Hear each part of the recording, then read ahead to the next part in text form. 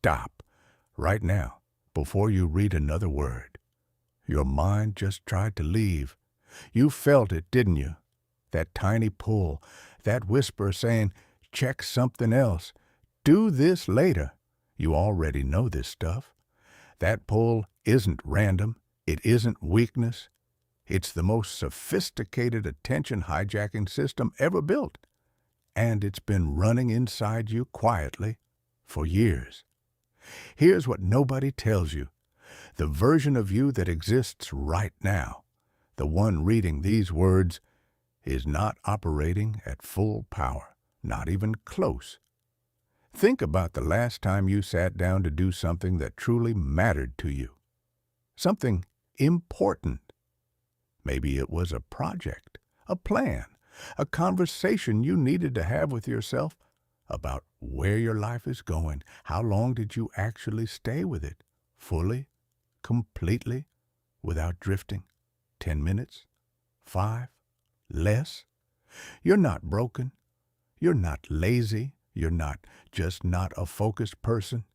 You've simply never been taught the one skill that makes every other skill work. The ability to deliberately direct your own mind. And here's what's going to hit you hardest as you go through this. The gap between where you are right now and the person you know you could be. That gap isn't about talent, time, or resources. It's about attention. It's about where your mental energy actually goes versus where you want it to go. By the time you finish this, you won't just understand that gap. You'll have the complete system to close it, permanently. Where focus goes, power flows. Let's begin. Chapter 1. The silent drain that's costing you everything. Let's get honest with each other right from the start. You picked this up because something inside you knows there's more clarity, more output, more of that feeling where hours pass and you look up from your work and think, I actually did something real today. You've tasted it before, maybe briefly, maybe a long time ago, and you want it back, or you want it for the first time, consistently, reliably, on demand. But here's what's actually happening in most of your days right now. You wake up with intention, maybe you even have a list, a goal, a plan, and then slowly, almost invisibly, the day starts to dissolve, not dramatically, not in one big distraction. It happens in tiny fractures. A message here, a thought there, a moment where you meant to focus but somehow ended up somewhere else entirely. And by evening, you look back and feel that familiar, frustrating feeling, I was busy all day, but did I actually move forward? That feeling has a name.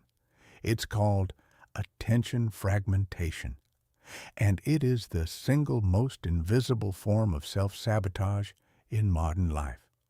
Here's a number that might stop you cold. The average person's attention is interrupted or self-interrupted every 3 to 5 minutes during working hours. Not every hour, every few minutes. And here's what makes that number devastating. Each time your focus breaks, your brain needs an average of 23 minutes to fully return to the same depth of concentration. 23 minutes for a 3-second distraction. Do the math on your own day. If you're experiencing even 10 significant focus breaks, and most people experience far more, you are mathematically never fully focused. Not once. Not for a single sustained period. You're living inside a cycle of shallow attention that feels like productivity, but produces a fraction of what you're actually capable of. And the cost isn't just measured in tasks undone or hours wasted. The cost is measured in the person you're not becoming. Every time your focus splinters, you don't just lose the work you could have done. You lose the depth of thinking that only emerges when you stay with something long enough for it to open up. You lose the insights that live on the other side of frustration. You lose the creative connections that only appear when your mind is fully engaged, not skimming the surface. Think about water. When it flows in every direction at once, scattered across a flat surface, it barely moistens anything.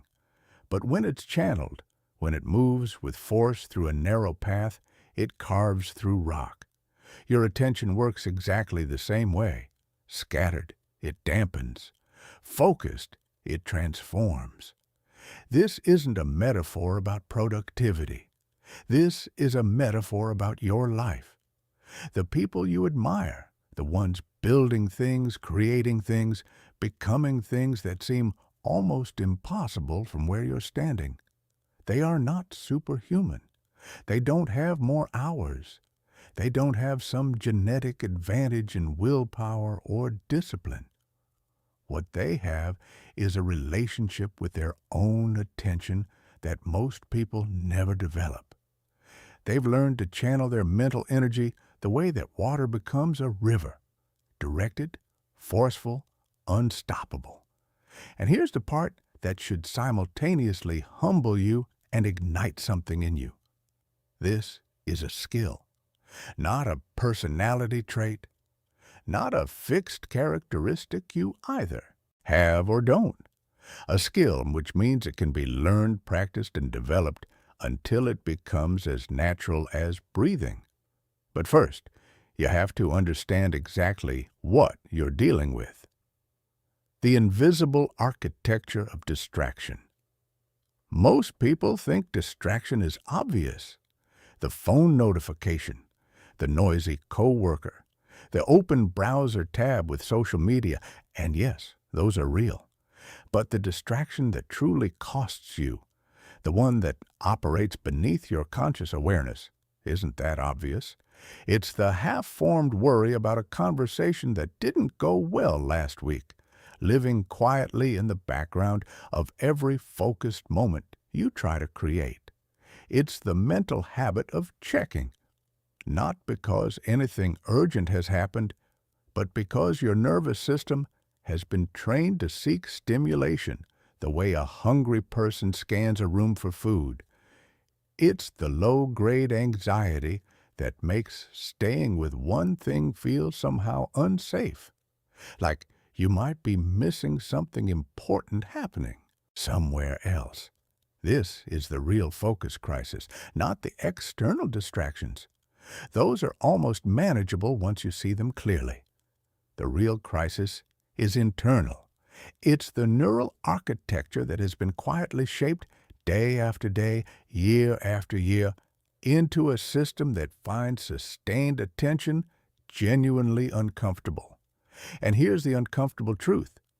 You built this architecture, not intentionally, not maliciously, but every time you reached for your phone during a quiet moment, every time you switched tasks when one got difficult, every time you chose the easier thing over the deeper thing, you were training your brain. You were telling it thousands of times that fragmentation is normal, that depth is optional, that shallow is fine.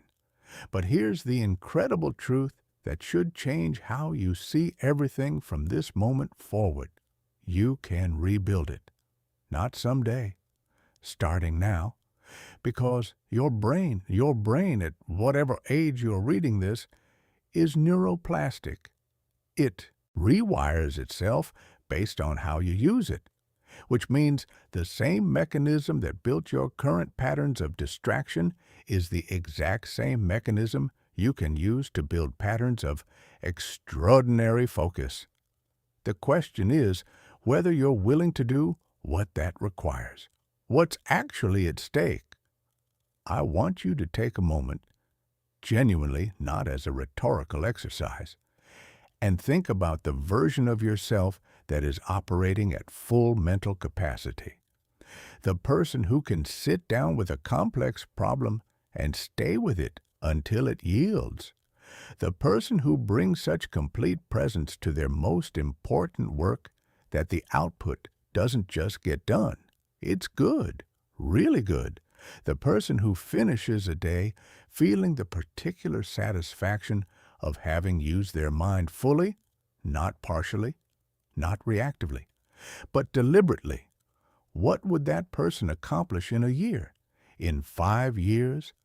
What doors would open that are currently closed simply because you can't yet access the depth of thinking that would open them? That person isn't a fantasy. That person is what you become when you learn to control your thoughts and direct your focus with intention. And the gap between you now and that version of you isn't measured in intelligence, opportunity, or luck. It's measured in attention, in where your mental energy flows and what it builds when it gets there. Where focus goes, power flows. That's not a motivational slogan, that's a law, as real and as reliable as gravity. And by the time you've finished working through everything here, you won't just believe it. You'll have felt it in your own experience, with your own mind, in your own life. Let's keep going. Chapter 2. Why your brain is working against you and what to do about it. Here's something that might actually make you feel better about every time you've struggled to focus. Your brain was never designed for this. Not for the modern world. Not for the barrage of information, options, stimulation, and demands that characterize life in the 21st century. Your brain was designed for a very different environment, one where paying close attention to new things could quite literally save your life. Imagine your ancestors, not ancient history, but the version of humanity that existed for the vast majority of human time on Earth. Every unfamiliar sound was potentially a predator. Every movement in peripheral vision was worth investigating. The brain that didn't constantly scan for novelty, that didn't immediately shift attention to new stimuli, that didn't treat every unexpected input as potentially critical, that brain got its owner killed. So your brain evolved a powerful, deeply wired attention system that is on constant alert, always scanning, always ready to redirect focus to whatever is new, unexpected, or potentially important. This system is not a flaw. For most of human history, it was a profound advantage. But now you live in a world that has weaponized this ancient wiring against you. The dopamine loop you're trapped in.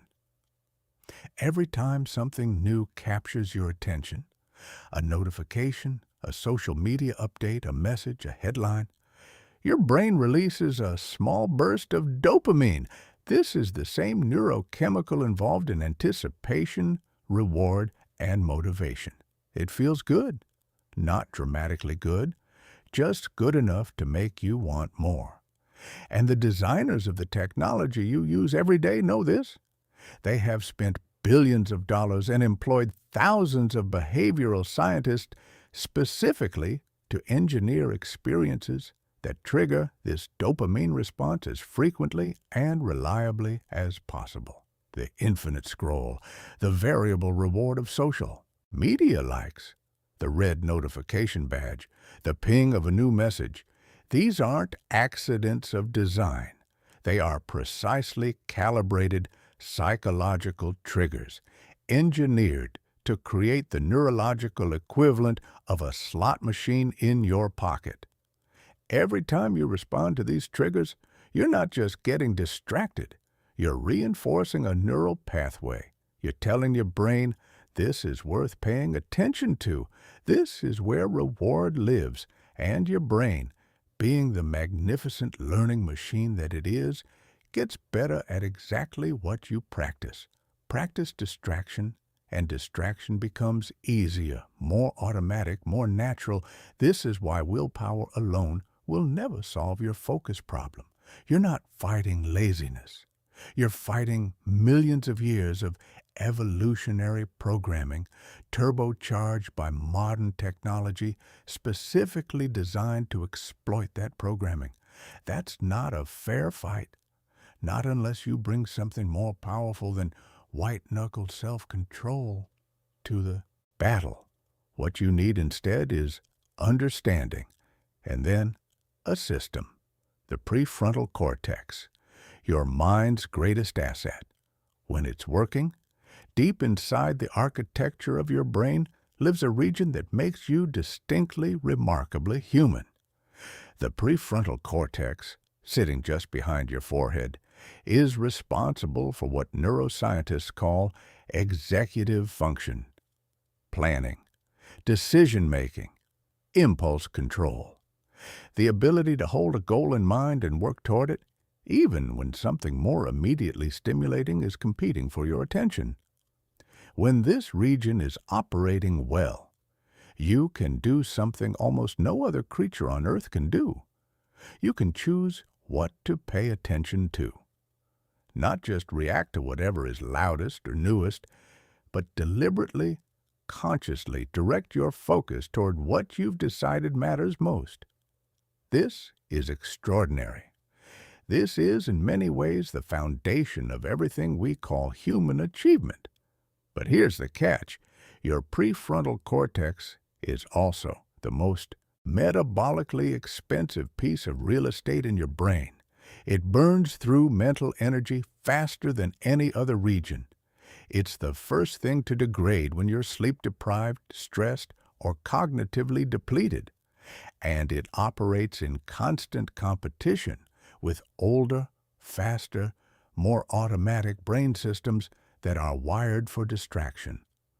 When you're running on insufficient sleep, poor nutrition, chronic stress, or the accumulated cognitive depletion of a day full of micro-decisions and constant context switching, your prefrontal cortex gets progressively weaker.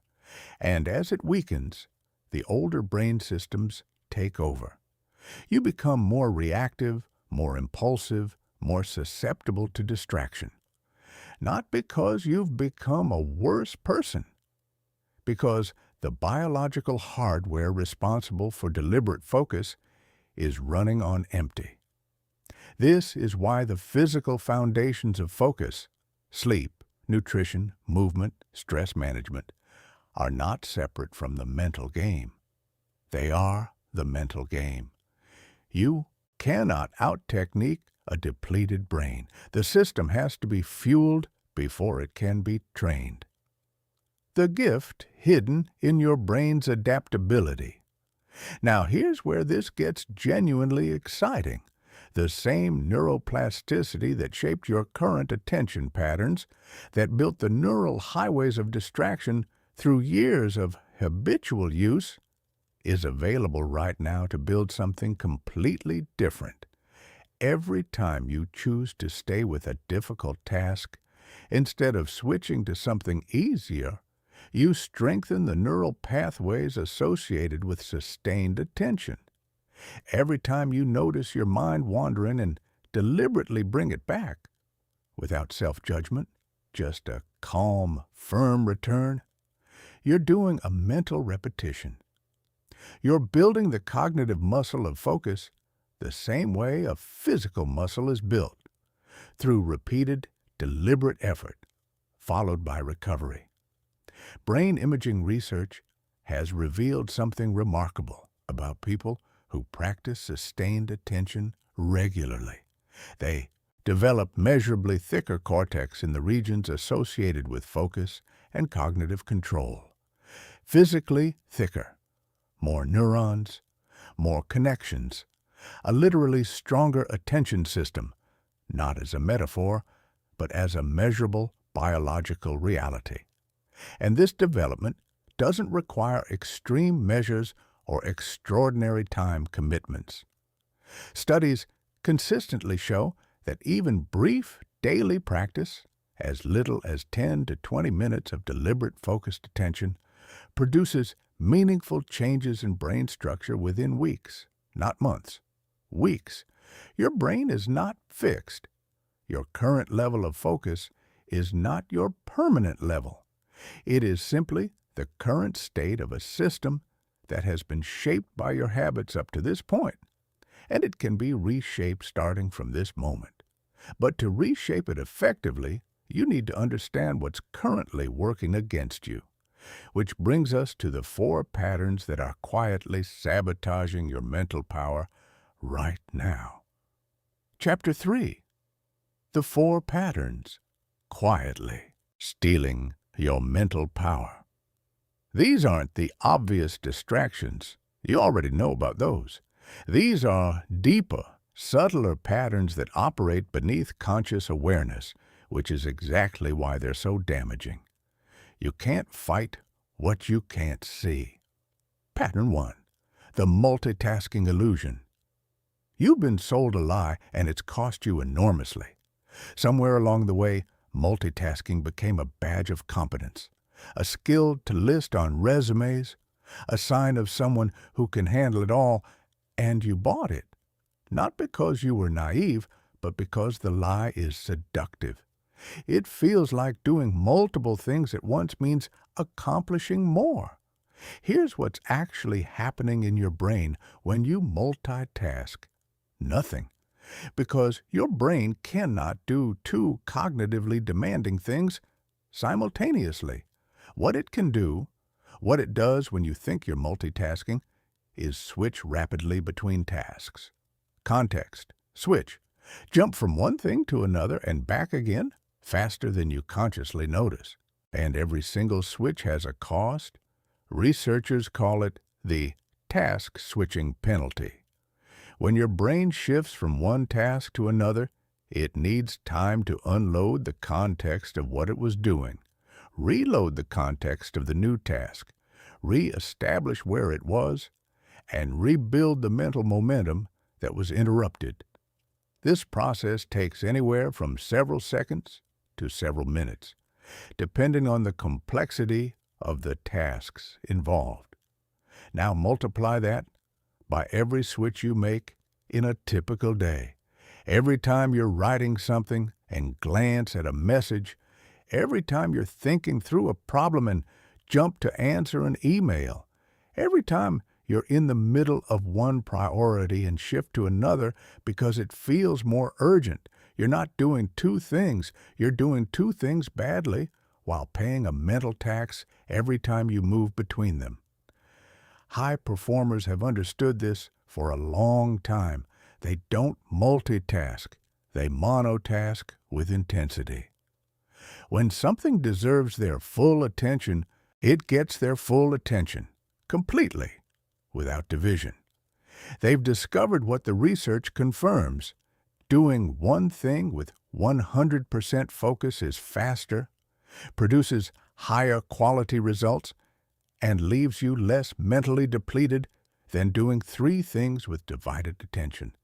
The next time you feel the pull to split your focus, ask yourself, what is the cost I'm about to pay? And then ask, is whatever I'm switching to actually worth that cost right now? Usually, it isn't. Pattern 2. Decision fatigue. Your mental energy is finite. This isn't motivational language. It's neuroscience. The prefrontal cortex, which handles deliberate thinking and decision-making, runs on glucose and oxygen. It gets genuinely tired, and every decision you make throughout a day, no matter how small, draws from the same limited reservoir. What to wear, what to eat for breakfast, whether to respond to this message or that one first, which task to start with, whether to take this meeting or reschedule. Dozens, sometimes hundreds, of micro decisions before you've even done a single important thing, and each one costs you a small but real piece of your cognitive fuel. By the time you reach the work that actually matters, the creative thinking, the strategic planning, the deep problem-solving, your decision-making apparatus is already partially depleted. You feel it as a kind of mental fog of flatness, the sense that focusing should be easier than it currently is. This is why you'll notice that the most consistently high-performing people in any field tend to automate the trivial. Same breakfast, same morning routine, same default answers to recurring categories of decisions. They're not boring people without imagination. They're protecting their cognitive fuel for the decisions that actually move their life forward. Look at your own days. How much of your mental energy is consumed by decisions that could be automated, delegated, or simply eliminated? How much cognitive fuel are you burning before you've even started your most important work? The answer for most people is far more than they realize. Pattern 3. The always-on trap. Your phone is not a communication tool. Not primarily. It is an attention extraction device, and a remarkably sophisticated one. The average person checks their phone 96 times per day. That's approximately once every 10 minutes during waking hours. And each check, even the brief ones, even the ones where nothing is there, interrupts whatever state of focus was being built, triggers a small dopamine response, and reinforces the neural pathway that says, checking is rewarding. Checking is what you do when there's a quiet moment. But the damage goes deeper than the checks themselves. Research has found that the mere presence of a smartphone, even when it's face down, even when it's silent, measurably reduces available cognitive capacity. Not because you're using it, because part of your brain is perpetually monitoring it, waiting, ready, allocating a thin but constant stream of attention to the possibility that something might need your response.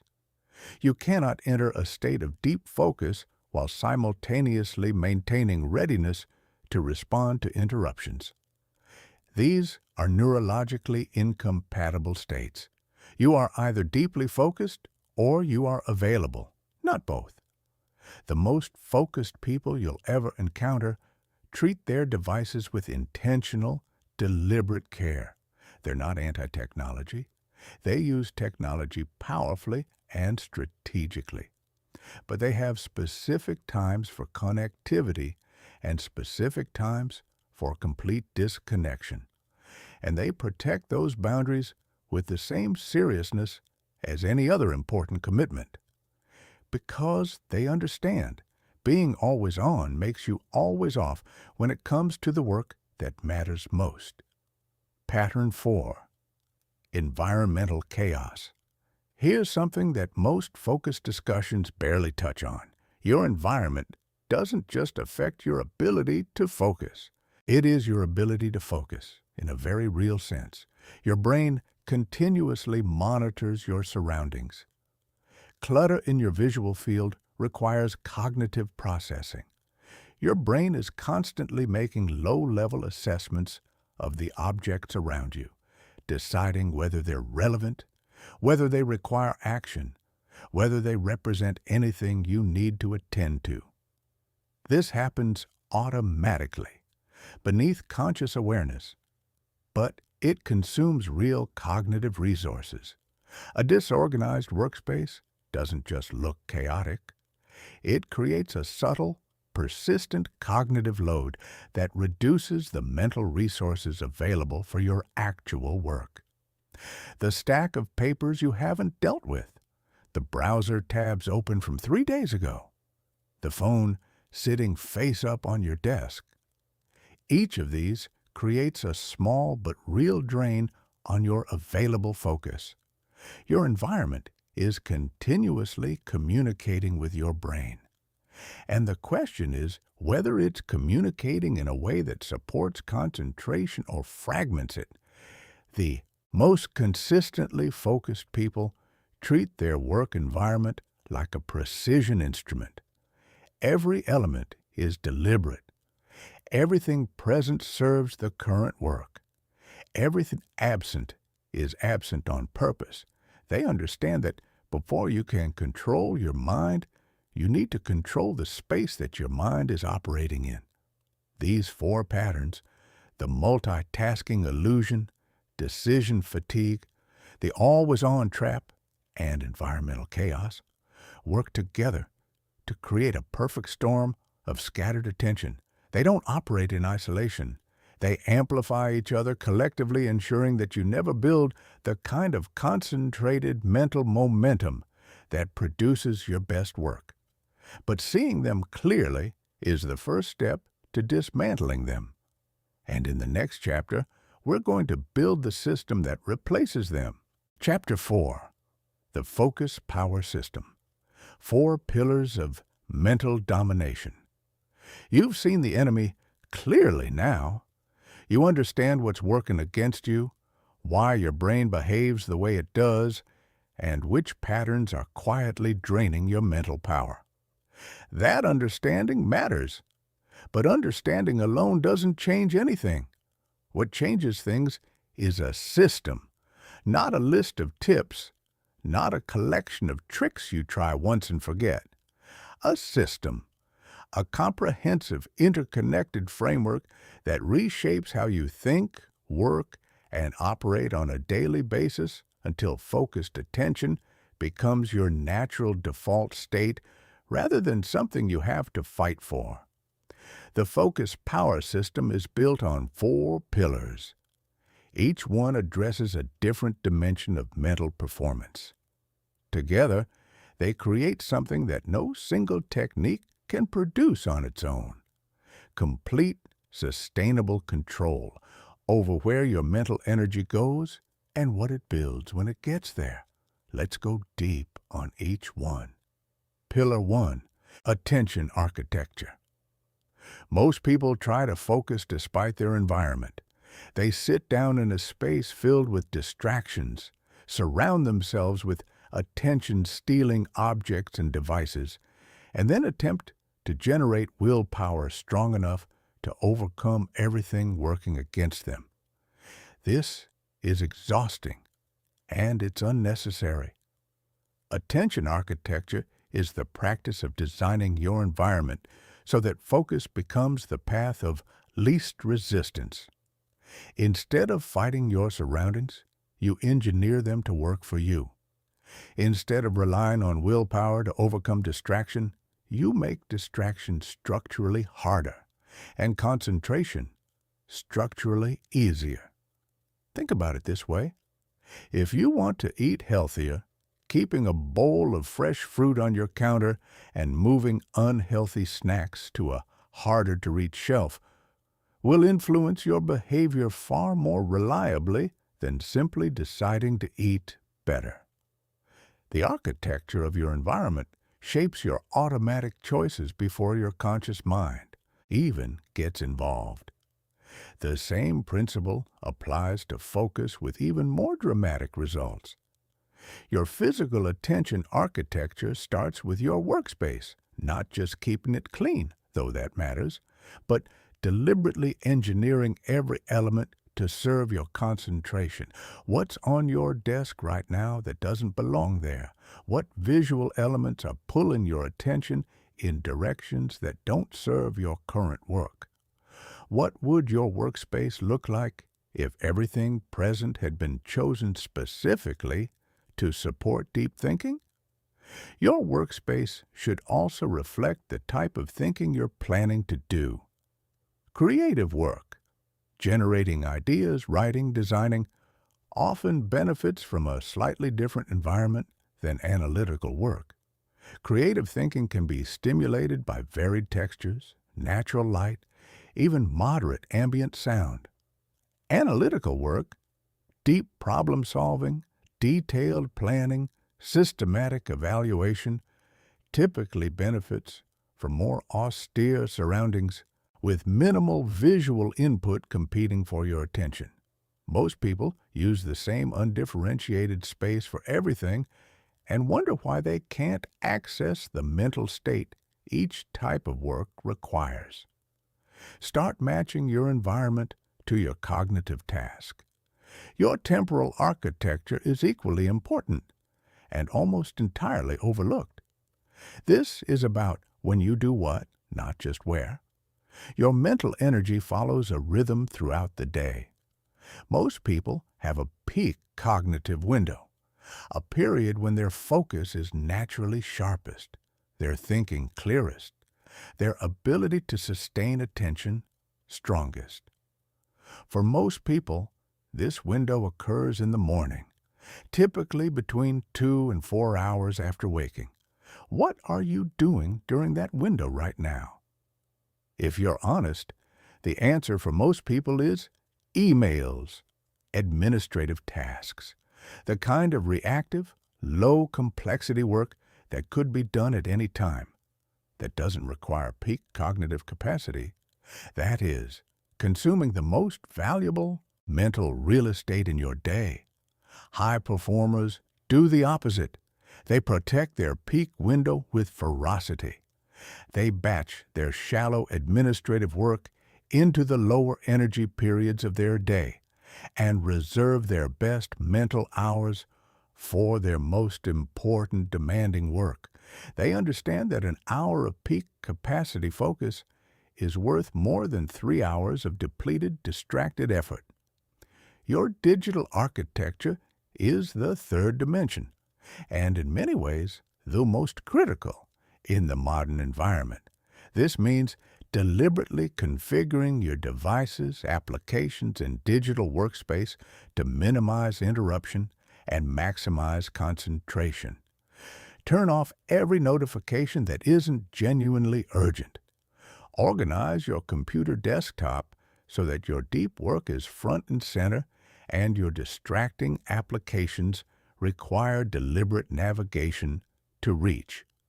Use website blocking tools during focused work sessions, not as a punishment, but as infrastructure that removes the willpower requirement from staying on task. The goal of attention architecture is to engineer an environment where your future self is set up to succeed, where focused behavior is easy and distracted behavior requires effort, where every element of your surroundings is quietly, consistently working on your behalf. Pillar 2, cognitive control.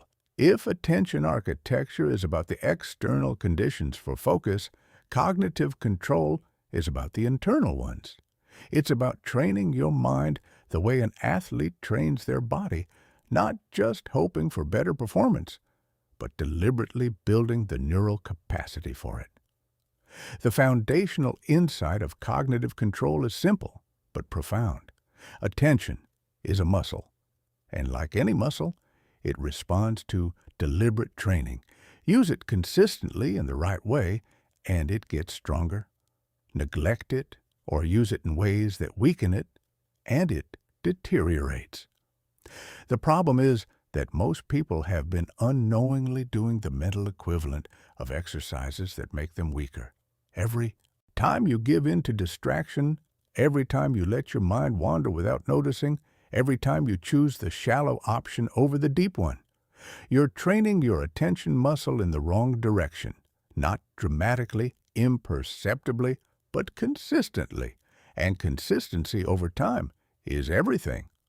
Cognitive control training starts with the most fundamental skill, noticing, specifically noticing when your attention has drifted before significant time has passed. This sounds simple. It is surprisingly difficult because the drift itself is unconscious. You don't decide to stop focusing. You just aren't focused anymore. And often you don't realize it until you've been mentally absent for minutes. The practice of catching this drift, developing what psychologists call metacognitive awareness, the ability to observe your own thinking in real time, is the foundation of everything else. Because you cannot redirect attention you don't notice has wandered. Here's how to begin building this skill right now, today, without any special equipment or significant time investment. Choose one task, a single, defined piece of work. Before you begin, spend 30 seconds getting clear on exactly what you're trying to accomplish in this session. Then set a timer for 25 minutes and begin. During those 25 minutes, your only job beyond doing the work is to notice each time your attention starts to drift and to gently, without judgment, redirect it back to your task. Every time you notice the drift and return, that's one mental repetition. That's your attention muscle working. That's a neural pathway being reinforced. The number of times your mind wanders during that 25 minutes isn't a measure of failure. It's a measure of how much training material you have available. The returning is the workout. Do this consistently every day, not just when you feel like it. And within weeks, you'll notice something remarkable. The drift happens less frequently, takes longer to begin, and feels easier to redirect. Your attention muscle is getting stronger. Your brain is literally rewiring itself toward sustained focus. Pillar 3. Flow state engineering. Flow is the state you've probably experienced at least once. That condition where you're so completely absorbed in what you're doing that time seems to compress. Self-consciousness disappears, and you're operating with an ease and quality that feels almost effortless. Athletes call it being in the zone. Psychologist Mihaly Csikszentmihalyi spent decades studying it and gave it the name that has stuck. Flow isn't just a pleasant experience.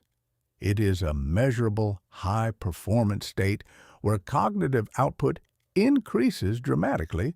Some research suggests by as much as 500%. In flow, you don't just accomplish more, you accomplish better. You make connections and generate insights that are simply not available from a fragmented, distracted mental state. Most people experience flow rarely and randomly, as if it's a gift that occasionally arrives without explanation. But flow is not random. It has specific, identifiable triggers. And when you understand those triggers, you can engineer the conditions that make flow not just possible, but reliably accessible. The first trigger is challenge skill balance. Flow emerges in the narrow space between boredom and anxiety. If what you're working on is too easy, below your current ability level, your mind wanders because it's not sufficiently engaged. If it's too difficult, significantly beyond your current capacity, anxiety floods in and blocks the absorption that flow requires. But when the challenge of your task is calibrated to stretch your abilities without overwhelming them, your mind engages completely. It has to. The task demands everything it has, which is exactly the condition flow requires. This means you need to continuously recalibrate your challenges as your abilities grow. What pushed you into flow 6 months ago might feel routine today. Progressive challenge is not just good for growth. It's essential for accessing your peak performance state consistently. The second trigger is clear goals with immediate feedback. Flow requires knowing exactly what you're trying to accomplish and being able to tell in real time whether you're succeeding. Vague objectives: work on the project, think about strategy, improve my skills, are flow killers because they leave your mind in a state of chronic low-level uncertainty. That uncertainty pulls attention away from execution toward evaluation. Am I doing the right thing? Is this working? Should I be approaching this differently? Specific goals. Complete this section with these 3 key components. Solve this specific problem and test the solution. Master this particular skill element. Allow your mind to fully commit to execution. When you know exactly what success looks like, you can stop wondering about the destination and fully engage with the journey. The third trigger is distraction elimination. You cannot enter flow if any significant portion of your mind is allocated elsewhere. This is why your attention architecture work is not separate from your flow state engineering. It's the prerequisite for it. The better you've designed your environment and trained your cognitive control, the more readily you can access flow. Pillar 4. Power channeling. The first 3 pillars are about building the capacity for focused attention. The fourth is about ensuring that capacity is directed toward what actually matters. Power channeling is the practice of ruthless, intentional prioritization of your mental energy. Because here's a truth that's easy to overlook. You can be deeply, brilliantly focused, and focused on the wrong things. Perfect concentration applied to low-impact activities produces low-impact results. The capacity for sustained attention is only as valuable as the target it's aimed at. Most people distribute their mental energy almost democratically, treating every item on their to-do list as roughly equivalent in importance, giving similar attention to trivial tasks and transformative ones. They stay busy, they feel productive, but they don't make real progress on the things that would actually change their trajectory. Power channeling starts with honest, rigorous identification of the activities that create disproportionate results in your life. In any domain, work, relationships, health, creative pursuits, a small number of activities generate the majority of meaningful outcomes. The challenge is identifying those activities clearly and then protecting your best mental energy for them with the same intentionality you'd protect any scarce, precious resource. Ask yourself right now, what are the 2 or 3 activities, if you did them with consistent, high-quality focus, that would most significantly move your life forward? Not the most urgent activities, not the activities that create the most immediate visible busyness, the activities that, compounded over time, produce results that matter to you most. Those activities deserve your sharpest hours, your peak cognitive window, your most complete attention. Everything else, the administrative work, the routine tasks, the necessary but not transformative activities, deserves the remainder. Not neglect, just appropriate allocation, matching task importance to cognitive resource investment. When you combine all 4 pillars, attention architecture creating the conditions, cognitive control building the capacity, flow state engineering accessing peak performance, and power channeling directing it where it matters most, you have not just a set of techniques, you have a complete system for mental performance.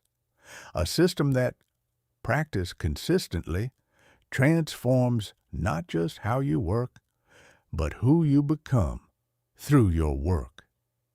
Chapter 5. The Compound Effect of Concentrated Thought. Here is something that most people never fully grasp, and the missing understanding of it explains a great deal about why the gap between high performers and everyone else keeps growing wider over time. Focused attention doesn't produce linear returns. It produces compound returns. You understand compound interest, at least in principle. When you invest money and allow the returns to reinvest, you don't just earn on your original investment. You earn on your earnings. The growth is exponential rather than linear, small amounts. Compounded consistently over time produce outcomes that seem almost impossible from the starting point.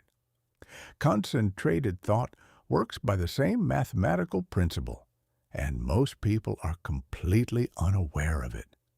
When you spend an hour in genuinely deep focus, Not partially focused, not interrupted every few minutes, but fully engaged, you don't just complete an hour's worth of work.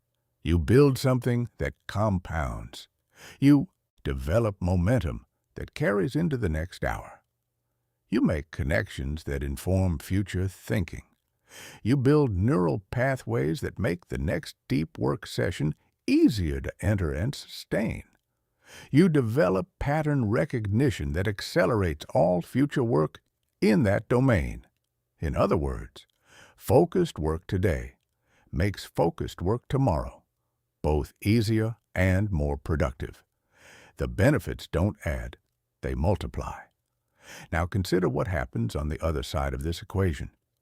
When you work in constant fragments, 15 minutes here, then a distraction, then 10 minutes there, then a context switch, then back again, you never build momentum. You're constantly starting over, constantly paying the re-entry cost, constantly working in the shallow end of your cognitive capacity. You produce output, sometimes significant amounts of it, but you never access the depth of thinking that only emerges from sustained engagement. And the compound effect works in reverse, too. Fragmented work habits, practiced consistently, make fragmented attention more automatic. Your brain adapts to shallow engagement. The capacity for deep focus atrophies from disuse. Each day of scattered attention makes the next day of deep work slightly harder to access. This is the fundamental mechanism behind why some people seem to accomplish extraordinary things while working comparable hours to everyone else. They've been compounding. Every day of deep, focused work has been building on the previous day's foundation, creating an exponentially growing capacity for performance. And everyone else has been, inadvertently, compounding in the wrong direction. What sustained engagement actually produces, let me give you a concrete example of how this works in real experience. Imagine you sit down to work on something genuinely challenging, a problem that requires your best thinking, a project that demands real creative and analytical depth. You commit to staying with it for 3 uninterrupted hours. The first 20 to 30 minutes will likely feel difficult. Your mind will want to wander. You'll feel the pull toward easier activities. Thoughts will arise that seem more urgent or interesting. This is normal. This is the neural system resisting the shift from shallow to deep engagement. But if you stay with it, if you keep gently redirecting attention back to the work, something shifts around the 30-minute mark. The resistance decreases. Momentum begins to build. You start making connections. Ideas begin emerging that weren't accessible during the fragmented surface-level engagement. By the second hour, you're operating at a cognitive level that was genuinely unavailable to you at the start. The depth of thinking you can access has increased. You're not just doing more work, you're doing qualitatively better work. Insights that would require days of fragmented effort are appearing in hours of sustained engagement. By the third hour, you're in territory that most people rarely visit. Your mind has fully committed to the problem. Background processing has been happening continuously. Solutions are emerging that wouldn't have been possible without the depth of engagement that only sustained focus builds. And here's the part that matters for compounding. The cognitive gains from that session don't disappear when you stop. Your brain has been shaped by the experience. The neural pathways of sustained attention have been reinforced. Pattern recognition has been developed. The next time you sit down to work on this type of challenge, you'll be able to access depth faster, sustain it longer, and produce better results. This is how focused individuals gradually become capable of things that seem impossible to observe from the outside. They're not just working harder, they're accessing compound cognitive returns that make each subsequent effort more powerful than the last. The momentum principle, closely related to the compound effect, is what I'd call the momentum principle, the observation that focused mental work, like physical motion, is harder to initiate than to sustain. Starting is always the hardest part. The resistance at the beginning of a deep work session is real, neurologically real, not just psychological. Your brain is shifting states, building the mental structures needed for sustained engagement, overcoming the inertia of shallow activity. This takes energy and time. But once momentum is established, once you're genuinely in a state of deep engagement, sustaining it becomes progressively easier. The system is already running. The cognitive infrastructure for focused work is already active. Staying in the state is far less effortful than entering it. This understanding has a critical practical implication. Never interrupt your deep work sessions for anything that doesn't absolutely require it. Every interruption doesn't just cost you the minutes of the distraction. It costs you the momentum, the build-up, cognitive state that took 20 or 30 minutes of effort to establish. Returning to the same depth after an interruption requires essentially starting over. Protect your momentum like it's your most valuable asset, because during a deep work session, it genuinely is. The compounding timeline. Here's what happens when you commit to daily deep work and allow the compound effect to operate over time. In the first week, you'll feel resistance. The sessions will be harder than you expected. Your mind will wander frequently. You'll question whether you're doing it right or whether it's working. This is completely normal. You're building a new neural infrastructure, and that takes time. By the end of the first month, something noticeable has shifted. Entering deep work is easier. The resistance at the start is shorter. The depth you can access within a session has increased. Your outputs are visibly better, not dramatically, but measurably. By the 3-month mark, sustained focus is becoming genuinely natural. Flow states are more frequent and more accessible. You're producing work you're genuinely proud of, work that you can see is qualitatively different from what you were producing before. By 6 months, something profound has happened. Deep work has become your default mode. Distraction has become the aberration rather than the norm. You look back at the scattered, fragmented version of yourself from just 6 months ago and barely recognize the mental state you were operating from. This isn't a fantasy progression. It's what consistently happens when people commit to the compound effect of concentrated thought and allow it to work over time. The returns are real, they're measurable, and they're available to you, starting with the very next focused work session you choose to protect. Chapter 6, Building Your Mental Fortress. Your attention is under siege, not metaphorically, literally. Right now, at this moment, there are systems specifically designed, engineered, tested, iterated, optimized to capture your attention and redirect it away from what you've decided matters toward what serves someone else's commercial interests. The companies behind the applications on your phone, the platforms you browse, the feeds you scroll, their business model is, at its most fundamental level, the monetization of your cognitive resources. This is not paranoia. This is publicly documented business strategy. The most valuable companies in the world are valuable precisely because they've built extraordinarily effective systems for capturing and holding human attention.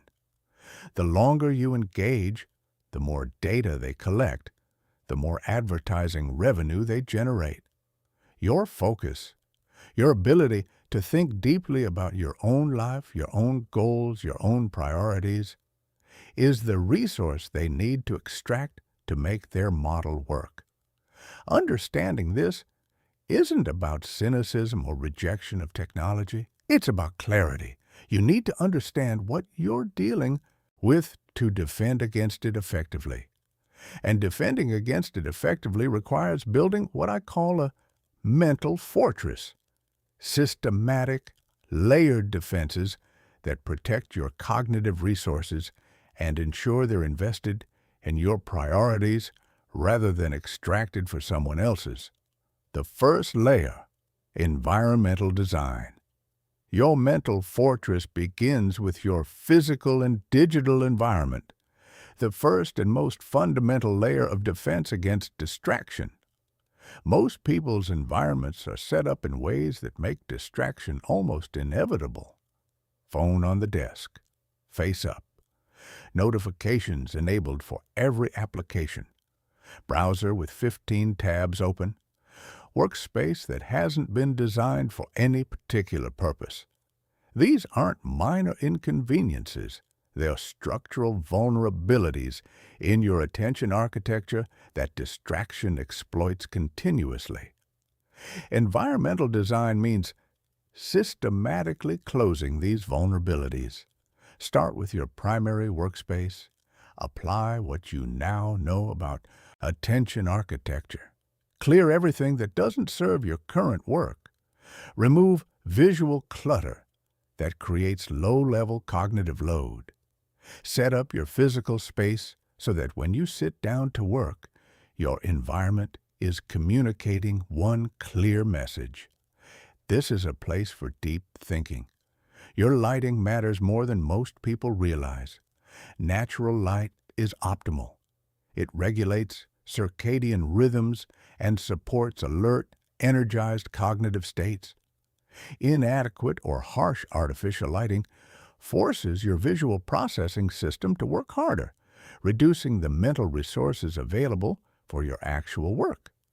If you can position your workspace to receive natural light, do it.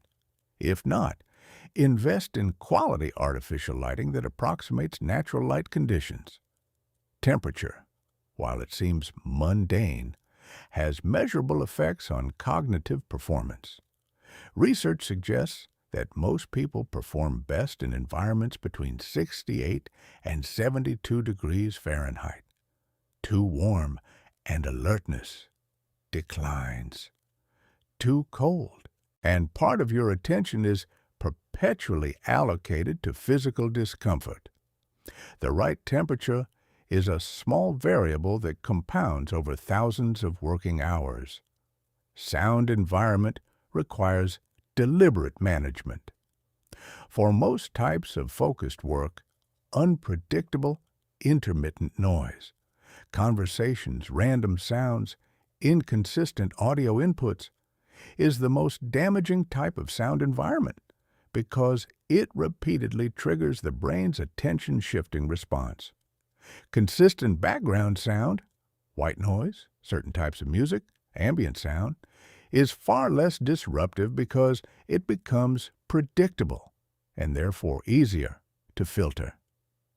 The second layer, digital fortress.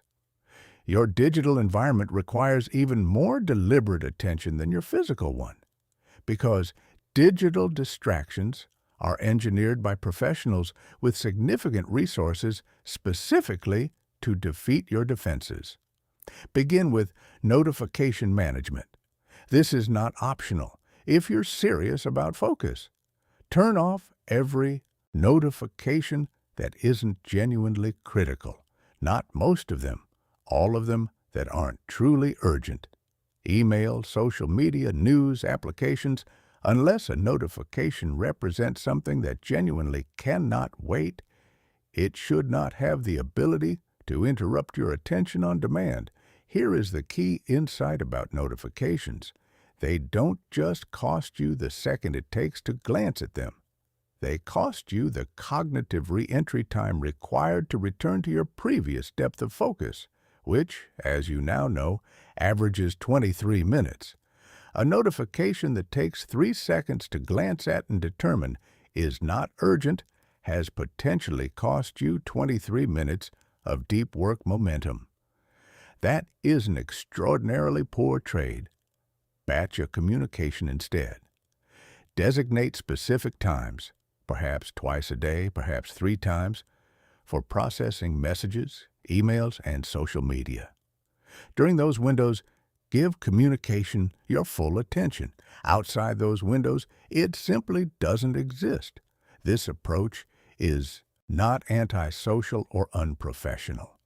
It is, in fact, a mark of someone who has made a deliberate, mature decision about how to allocate their most valuable resource. Consider using application blocking software during your deep work sessions. These tools, and there are many excellent ones, block access to specified websites and applications during designated time periods. They remove the willpower component entirely. You don't have to resist the urge to check social media if social media is simply inaccessible. This is intelligent environmental design, not weakness. The third layer, energy management. No focus system survives a depleted brain. All the architecture in the world, all the cognitive control training available, none of it works well when your fundamental physical systems are running on insufficient fuel. Sleep is the non-negotiable foundation of mental performance. When you're sleep-deprived, the prefrontal cortex, the region responsible for deliberate focus, impulse control, and executive function, operates at severely reduced capacity. You become more reactive, more susceptible to distraction, less able to sustain attention on demanding work. Most adults require between 7 and 9 hours of quality sleep for optimal cognitive performance. If you're currently sleeping less than this because you believe the sacrifice is worth the extra waking hours, reconsider. The hours you're gaining in quantity, you're losing in quality. 8 hours of work from a sleep-deprived brain often produces worse results than 5 hours of work from a fully rested one. Sleep is not a luxury competing with productivity. Sleep is productivity infrastructure. Nutrition affects cognitive performance in ways that are both significant and often underappreciated. Your brain consumes roughly 20% of your daily caloric intake, a remarkable proportion for an organ of its size. And it's exquisitely sensitive to fluctuations in blood sugar. The post-lunch energy crash that derails so many afternoon work sessions isn't laziness. It's the neurological consequence of blood sugar instability caused by the wrong nutritional choices. Stable, consistent energy from meals that balance protein, healthy fats, and complex carbohydrates supports stable cognitive performance. The dramatic spikes and crashes of high sugar, high simple carbohydrate eating translate directly into dramatic spikes and crashes in focus capacity. Physical movement is perhaps the most underutilized cognitive performance tool available to you. Exercise, particularly cardiovascular exercise, increases blood flow to the brain, promotes the growth of new neural connections, elevates neurotransmitters associated with focus and mood, and has been shown in numerous studies to improve attention, working memory, and executive function. Even a 20-minute walk before a demanding work session can measurably improve the quality of focus you bring to it. You are not just a mind that happens to inhabit a body. You are an integrated system in which the physical and the cognitive are inextricably connected. Care for one, and you enhance the other. Neglect one, and you compromise both. Chapter 7. Advanced Flow State Protocols for Peak Mental Performance. You've built the foundation. You understand the system. Now it's time to go deeper into the most extraordinary cognitive state available to you and learn how to access it, not as a rare accident, but as a reliable, engineered experience. Flow is not a mystery. It is not a gift that arrives randomly for the fortunate few. It is a state with specific neurological signatures, specific triggering conditions, and specific protocols that make it reliably accessible to anyone willing to understand and apply them. But before we go into the advanced protocols, let's be honest about what flow actually feels like, because there's a lot of romanticized, abstract language around it that makes it sound more exotic than it is. You've been in flow, maybe not recently, maybe not consistently, but you've felt it. It's the state where you're working on something and suddenly look up and an hour has passed that felt like 10 minutes. It's the feeling of moving through complex work with an ease that surprises you, where the right ideas arrive almost before you reach for them, where problems that seemed dense and impenetrable suddenly open up.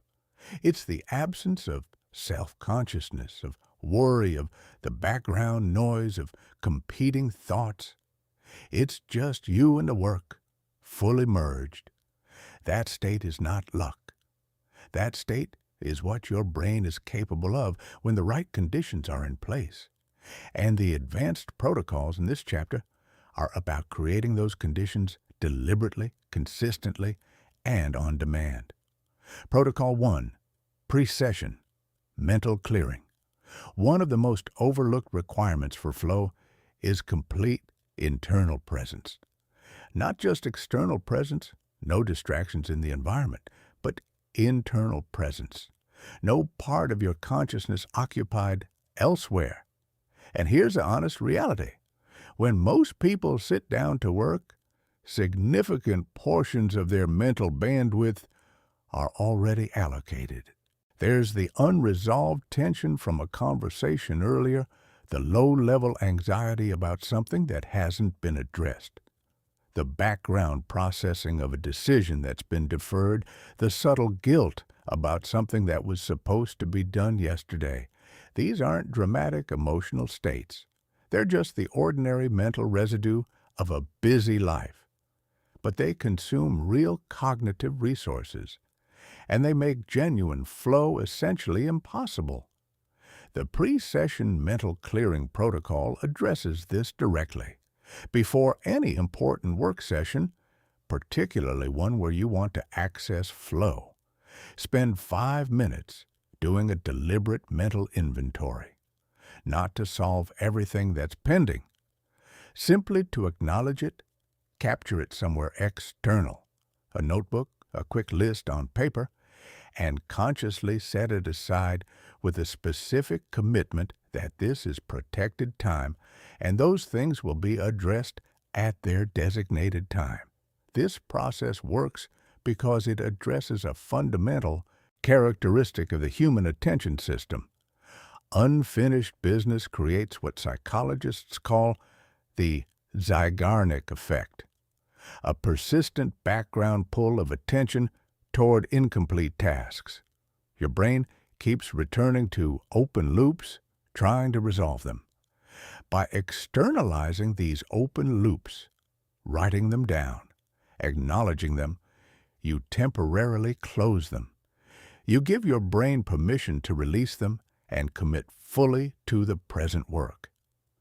5 minutes of mental clearing before a work session can increase the depth and quality of focus during that session more dramatically than almost any other single intervention. Protocol 2. The challenge, calibration practice flow. requires the specific balance between challenge and skill that you learned about earlier. But most people approach this as a binary. Either a task is in the flow zone or it isn't. Advanced flow engineering treats it as a continuous calibration practice. Here's what this looks like in action. Before beginning a work session, honestly assess the challenge level of your intended work relative to your current skill level. Is this task likely to feel too easy, generating boredom rather than engagement? Too difficult, generating anxiety rather than absorption? Or is it in the zone where you'll be stretched but not overwhelmed? If it feels too easy, add a constraint that raises the challenge. Give yourself a tighter deadline. Raise the quality standard you're holding yourself to. Add a complexity requirement. Make the same work harder in some dimension that engages your capabilities more fully. If it feels too difficult, break it into smaller components that feel more approachable. Find the specific element within the larger challenge that is in your flow zone and start there. Build momentum on the accessible part, then use that momentum to approach the more challenging elements. This ongoing calibration, treating the challenge skill balance not as a fixed property of a task, but as something you actively manage, keeps you in the flow zone far more consistently than simply accepting whatever challenge level a task naturally presents. Protocol 3. Immediate feedback. Architecture flow cannot sustain without continuous feedback. Your brain needs to know in real time whether it's succeeding. Without this feedback, a portion of your attention is perpetually allocated to uncertainty, monitoring performance, questioning direction, evaluating whether the approach is working. That divided attention breaks the total absorption that flow requires. The challenge is that many of the most important types of work have inherently delayed feedback. Writing a book, developing a strategy, building a complex skill, the true feedback on these efforts often takes weeks, months, or years to arrive. You cannot wait for that feedback and maintain flow. You have to create intermediate feedback loops. For writing, you can see immediately whether your sentences are expressing your ideas clearly. Set micro goals. Complete this paragraph with this specific idea expressed precisely. And evaluate against those goals in real time. For problem solving, build in testing cycles. After each period of development, test your thinking against concrete criteria. Does this solution address the core constraint? Does this approach pass the basic logic test? Immediate yes or no feedback keeps the loop closed. For skill development, structure practice so that errors are visible immediately. Work with a mentor, use recording and playback. Create situations where the quality of your execution is directly and instantly apparent. The architecture of immediate feedback transforms long, feedback-deprived projects into flow-compatible work by creating a continuous stream of real-time performance information. Protocol 4. The Flow Ritual. Elite performers in every domain, athletes, musicians, surgeons, chess grandmasters, use pre-performance rituals not out of superstition, but because they work. Consistent rituals signal to the brain that a specific state is about to be required. They serve as reliable triggers for the neurological shifts that high performance demands. You can engineer the same effect for flow states. A flow ritual is a brief, consistent sequence of actions that you perform before every deep work session. It doesn't need to be elaborate. In fact, simpler is often better, because consistency of execution matters more than complexity of content. The ritual works by becoming a conditioned signal. When these things happen in this sequence, flow is what comes next. Your ritual might include making a specific beverage and taking the first sip mindfully, putting on specific music, or creating a specific sound environment, doing a brief physical movement sequence that shifts your physiological state, reading a single sentence that captures the purpose of your current work, taking 3 specific conscious breaths. The content matters less than the consistency. Use the same ritual before every focused work session for several weeks. Your brain will learn the pattern. The ritual becomes a shortcut, a reliable way to signal to your neurological system. It's time to shift into deep engagement. What previously required 20 minutes of building momentum can begin to occur within minutes of completing the ritual. Protocol 5. Intrinsic motivation activation. Flow is neurologically incompatible with working solely for external rewards or to avoid punishment. The total absorption that flow requires cannot coexist with the divided attention of monitoring external evaluation. You have to be genuinely in the work, interested, curious, driven by the work itself rather than by what someone else thinks of it. This doesn't mean every task needs to be your deepest passion, but it does mean you need to find the element within each task that genuinely engages you. For work that feels routine or obligatory, the intrinsic motivation activation practice involves consciously connecting the task to something you genuinely care about. Not abstractly or specifically. How does doing this particular thing well serve something that matters to you? What aspect of this work, if you look at it from the right angle, actually interests you? What would you learn or develop by doing this with full engagement that you wouldn't learn by doing it with half attention? This reframing is not self-deception. It's the genuine recognition that almost any task contains elements of genuine interest if approached with curiosity rather than obligation. And that recognition, activated deliberately before beginning, can shift the neurological conditions enough to make flow accessible even in work that initially feels uninspiring. Chapter 8. Focus Specialization. Different work demands, different minds. Here's an insight that completely transforms how you approach your work once you truly integrate it. Not all thinking is the same, and not all focus is the same. The mental state that produces your best creative work is fundamentally different from the mental state that produces your best analytical work. The type of attention that serves strategic thinking is distinct from the type that serves precise execution. Using the same unfocused, undifferentiated approach for all types of work is like using the same tool for every job. Technically possible, but wildly suboptimal. Understanding the different modes of focused attention and learning to match your mental state to your task requirements is one of the most powerful and most overlooked performance advantages available to you. Creative focus, the art of open attention. Creative work, generating ideas, making novel connections, writing, designing, innovating, requires a specific type of focus that most people never deliberately cultivate.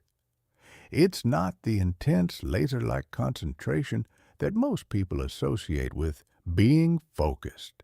It's something different, a relaxed, open, wide-field awareness that allows your mind to range broadly and make unexpected connections between seemingly unrelated ideas. Think of the difference between a spotlight and ambient light. Analytical focus is the spotlight, intense, narrow, illuminating specific details with precision. Creative focus is more like ambient light, softer, broader, revealing the overall landscape rather than the specific point. Forcing intense, narrow concentration on creative work often produces the opposite of the desired result. It generates pressure without insight. The creative mind needs space to roam, needs the freedom to make the kind of unexpected associative leaps that produce genuine originality. Tight, anxious training produces cliches. Relaxed, open engagement produces breakthroughs. The environment for creative focus should support exploration and allow for varied sensory input. Some visual stimulation can actually enhance creative thinking.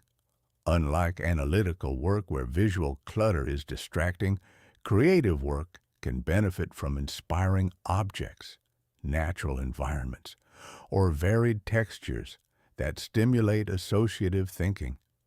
Many people find that physical movement dramatically enhances creative thought. Walking, in particular, has been shown in research to increase creative output significantly. The rhythmic physical engagement frees the mind to range more broadly, while the change of scenery provides fresh associative inputs. When you're stuck on a creative challenge, the most productive thing you can do is often to take a walk and let your subconscious work. Creative focus sessions should generally be longer and less structured than analytical ones. Ideas need time to incubate. The best creative insights often don't arrive during the session itself. They emerge after extended periods of gentle engagement, when your subconscious has had time to process and connect. Protecting long, unhurried time for creative work is not indulgence. It's recognition of how creative cognition actually operates. Analytical focus, precision attention, analytical work, solving problems with clear parameters, evaluating information, making logical deductions, working with data, requires the opposite of creative focus. It demands convergent thinking, the ability to narrow attention to specific elements and examine them with surgical precision, filtering out everything that isn't directly relevant. For analytical work, environmental conditions should be as clean and distraction-free as possible. Visual clutter, unpredictable sounds, and competing sensory inputs all create cognitive load that reduces the mental resources available for precise logical thinking. Analytical work benefits from austere surroundings, a clean desk, consistent lighting, minimal visual input beyond what's required for the work itself. Analytical focus sessions can be shorter but more intense than creative ones. The cognitive energy required for sustained high-precision attention is substantial, and it depletes faster than the softer attention required for creative work. Working in focused sprints, 45 to 90 minutes of intense analytical engagement followed by genuine recovery periods, often produces better results than attempting to maintain peak analytical concentration for hours without breaks. The tools and systems you use matter significantly for analytical work. External structures, frameworks, checklists, systematic methodologies extend your cognitive capacity. By externalizing some of the mental load, they reduce the working memory demands of complex analytical tasks, freeing up mental resources for the actual thinking. Building a personal toolkit of analytical frameworks appropriate to your most common types of analytical work is a worthwhile investment. Strategic focus, systems thinking, strategic thinking, understanding complex relationships, anticipating consequences, Making decisions with incomplete information, setting direction, requires yet another distinct cognitive mode. It benefits from the ability to hold multiple levels of analysis simultaneously, zooming in to examine specific details, then zooming out to see how those details fit into larger patterns and longer time frames. Strategic focus is less about intensity and more about depth and breadth simultaneously. It requires what might be called peripheral mental vision, the ability to maintain awareness of the larger system while examining specific components within it. The environment for strategic thinking benefits from physical space that supports reflection. Many experienced strategic thinkers deliberately change their physical location for strategic work, moving to a different room, going outside, or working from an elevated position that provides a broader, literal view. There's something about physically removing yourself from your normal operational environment that supports the kind of perspective taking that strategic thinking demands. Strategic focus sessions need flexibility and often benefit from alternating between structured analysis and unstructured reflection. Some of the most important strategic insights emerge during moments that don't look like work. A quiet walk, an unscheduled conversation, a period of doing nothing in particular, while the subconscious integrates information from multiple sources.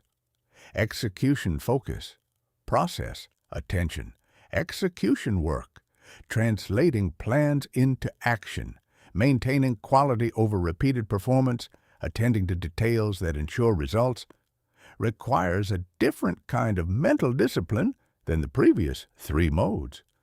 It's not about generating novelty or analyzing complexity. It's about maintaining consistent attention to process, sustaining quality and precision even as work becomes routine.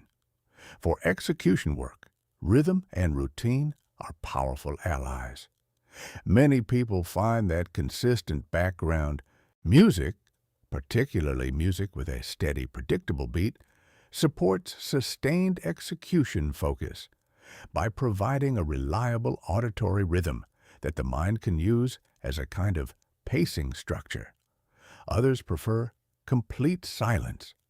The key is finding what maintains your personal execution rhythm. Batching similar execution tasks together dramatically improves efficiency. When you group comparable activities, processing similar types of communications, completing related administrative tasks, executing similar types of repetitive work, you minimize the cognitive switching costs between different types of execution and build a momentum specific to that type of work.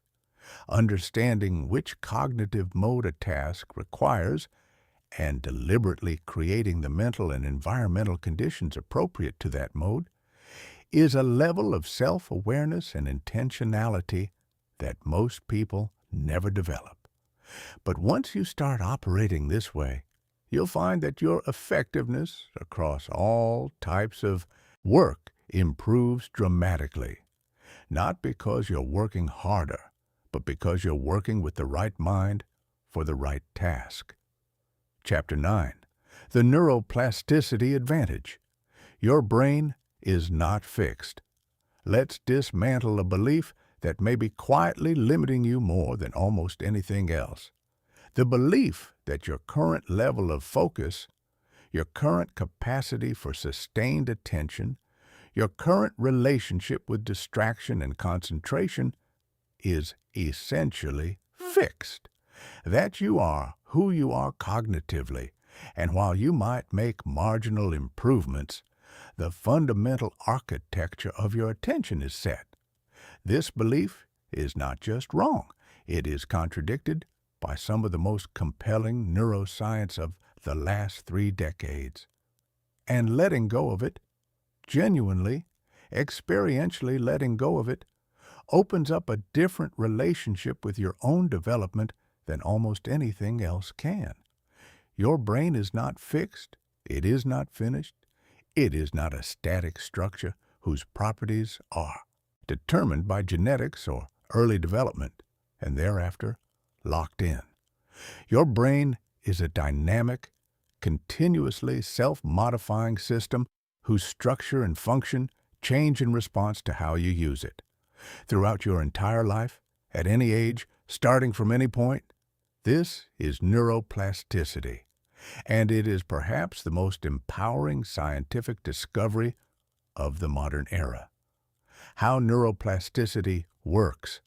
Every thought you think, every action you take, every pattern of attention you practice is physically reshaping your neural architecture. Neurons that fire together, wire together. This is one of the foundational principles of how learning and habit formation work at the cellular level.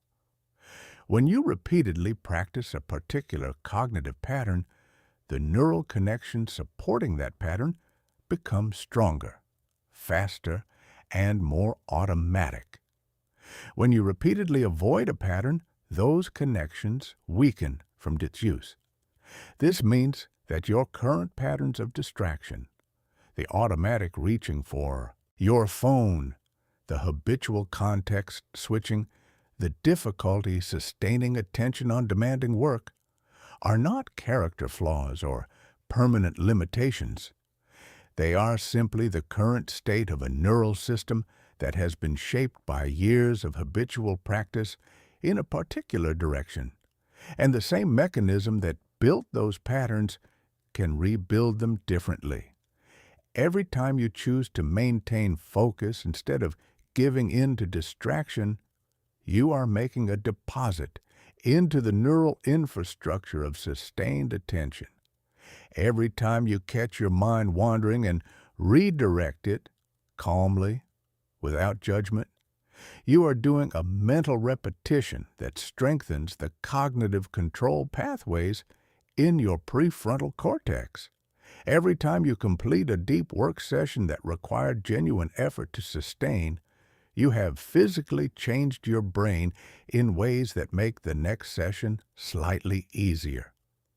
These changes are not metaphorical. Brain imaging studies have demonstrated that people who engage in sustained attention practices, meditation being the most studied but deep focused work producing similar effects, develop measurably greater cortical thickness in regions associated with attention regulation, impulse control, and executive function. The brain of a committed practitioner of focused attention looks different under an imaging scan from the brain of someone who has been living in constant distraction. Physically different. More developed where it counts for cognitive control. The timeline of change. One of the most encouraging findings from neuroplasticity research is how quickly meaningful change can occur when practice is consistent. Studies on attention training consistently show measurable improvements in focus capacity within 8 weeks of daily practice, not years, weeks. 2 months of consistent daily attention training produces changes that are visible not just in subjective experience, but in objective performance measures, and in some studies, in brain imaging. This doesn't mean transformation happens overnight. It means transformation happens on a human timescale, one that is actually accessible within the arc of your current life, not some distant future. The key variable is not intensity, but consistency. The research is clear on this. Brief daily practice outperforms occasional intensive sessions for producing lasting neurological change. Your brain responds to repetition over time, to the consistent signal that a particular capability is being used and is worth investing in building. 10 minutes of focused attention practice every day for 2 months produces better results than 2 hours of intensive practice once a week. This has profound implications for how you approach your own development. You don't need to overhaul your entire life. You don't need to commit to heroic daily practices that are impossible to sustain. You need consistent daily investment, even modest investment, that your brain can compound over time. The reversal principle. Perhaps the most immediately actionable insight from neuroplasticity is what I call the reversal principle. The same mechanism that built your current patterns of distraction is available right now to build patterns of focused attention in its place. You are not fighting against a fixed opponent. You are working with a system that is, by its nature, responsive to how you use it. The neural pathways of distraction that have been strengthened through years of habitual use will weaken from reduced use. The neural pathways of focused attention that have been neglected will strengthen through deliberate practice. This process isn't instantaneous. Old neural pathways don't disappear quickly. They fade gradually as new patterns take their place. In the early weeks of practice, you'll often feel the pull of old habits, even as you're building new ones. This is normal. It's not evidence that change isn't happening. It's evidence that you're in the middle of a genuine transition, that the old architecture is still present while the new one is being built. Over time, weeks and months of consistent practice, the new pathways become dominant. What once required significant willpower becomes progressively more natural. The resistance at the beginning of focused work sessions decreases. Deep engagement becomes easier to enter and longer to sustain. Eventually, focus becomes your default mode, not something you have to fight for, but something that simply is how you operate. The age. Question. If you're reading this and thinking, this might be true for younger people, but I'm past the point where my brain can change significantly, this specific belief has been directly addressed by the research, and the answer is encouraging. Neuroplasticity continues throughout the entire human lifespan. While the rate of certain types of neural change is highest during childhood and adolescence, the capacity for meaningful structural and functional change persists into old age.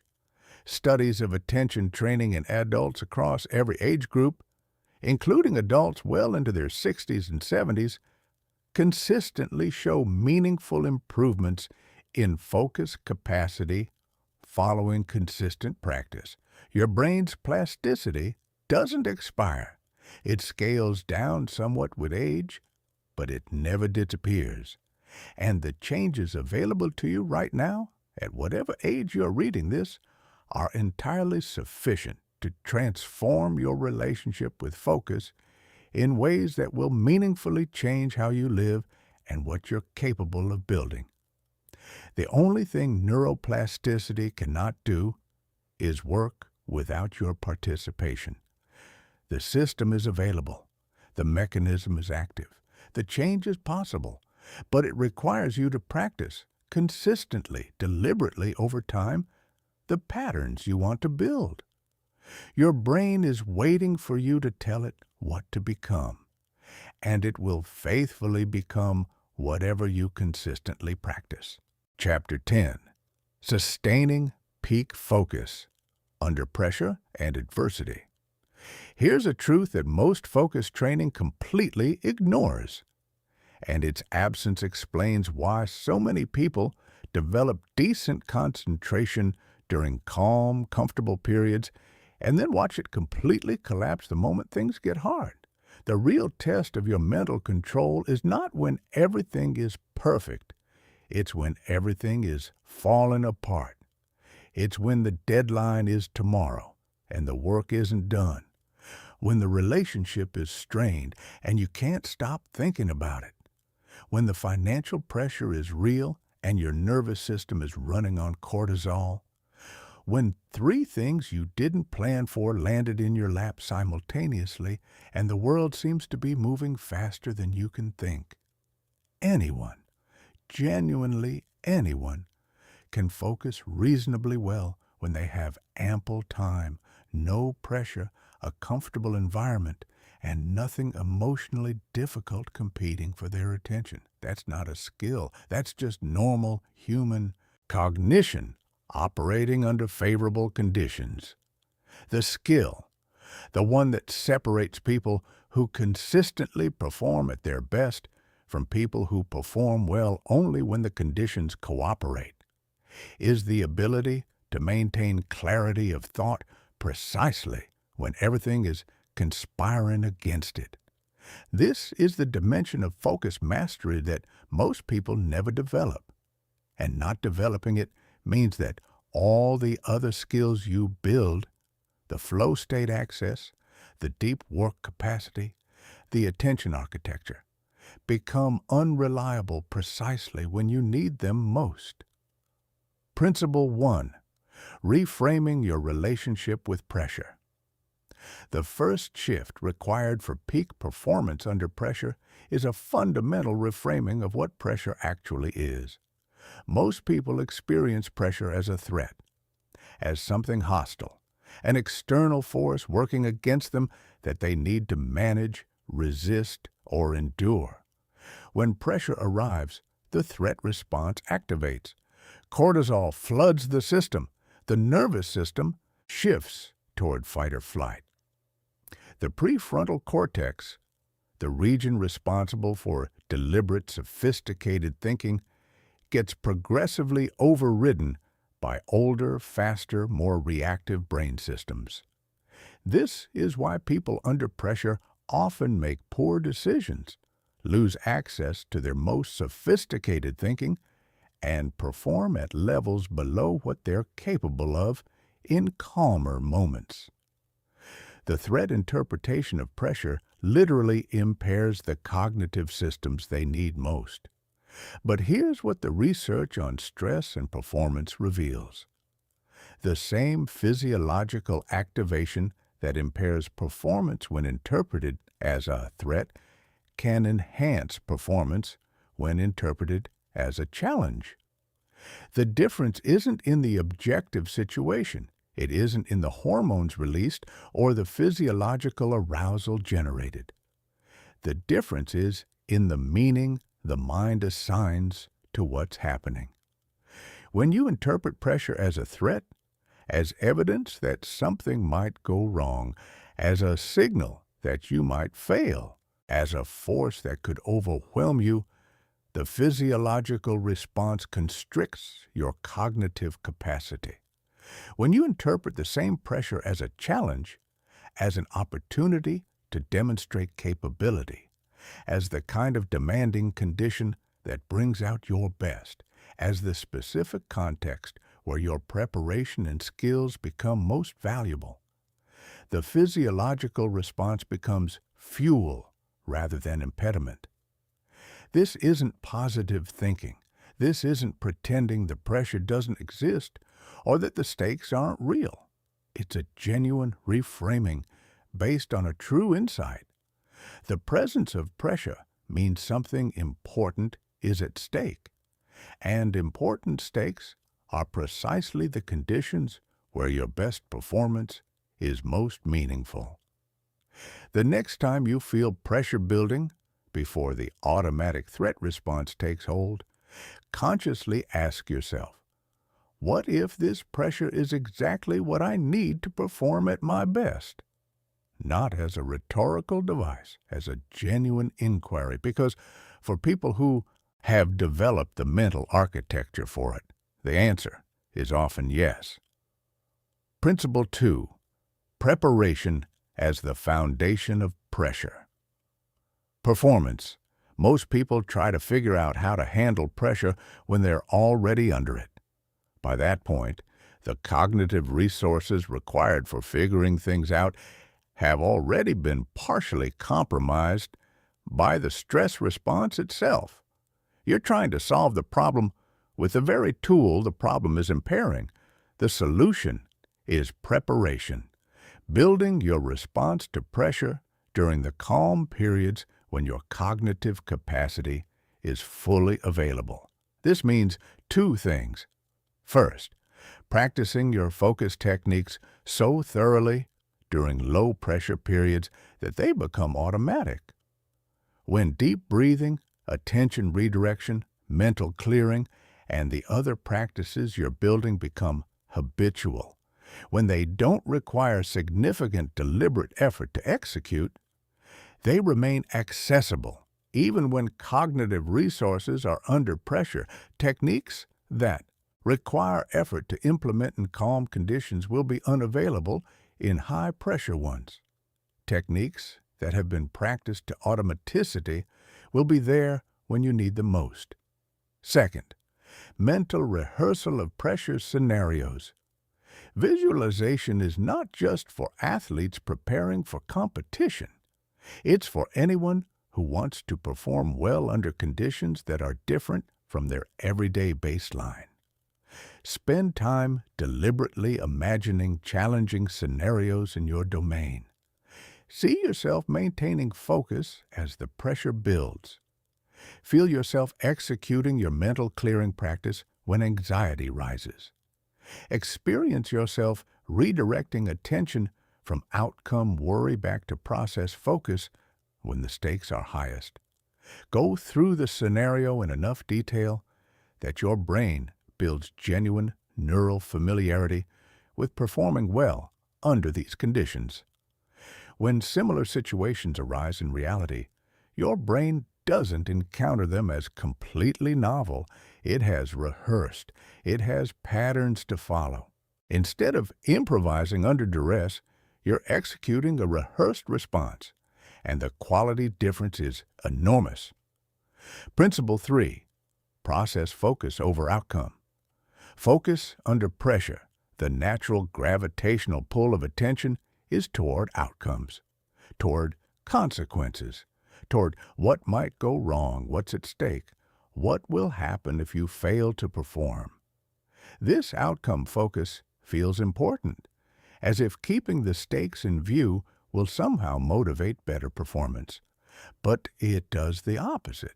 When your attention is directed toward future consequences, it is by definition not fully present on current execution, and current execution is all that actually produces the outcome.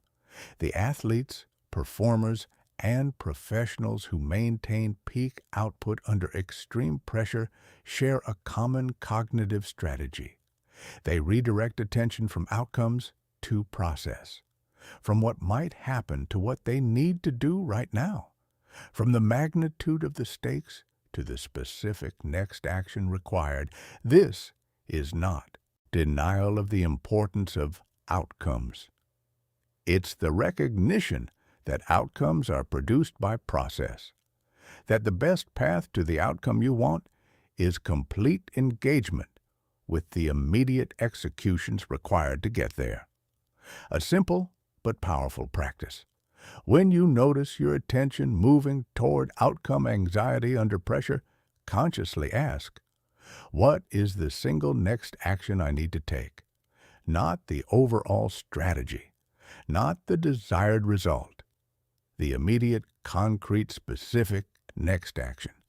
Then put all of your attention on executing that action as well as you possibly can.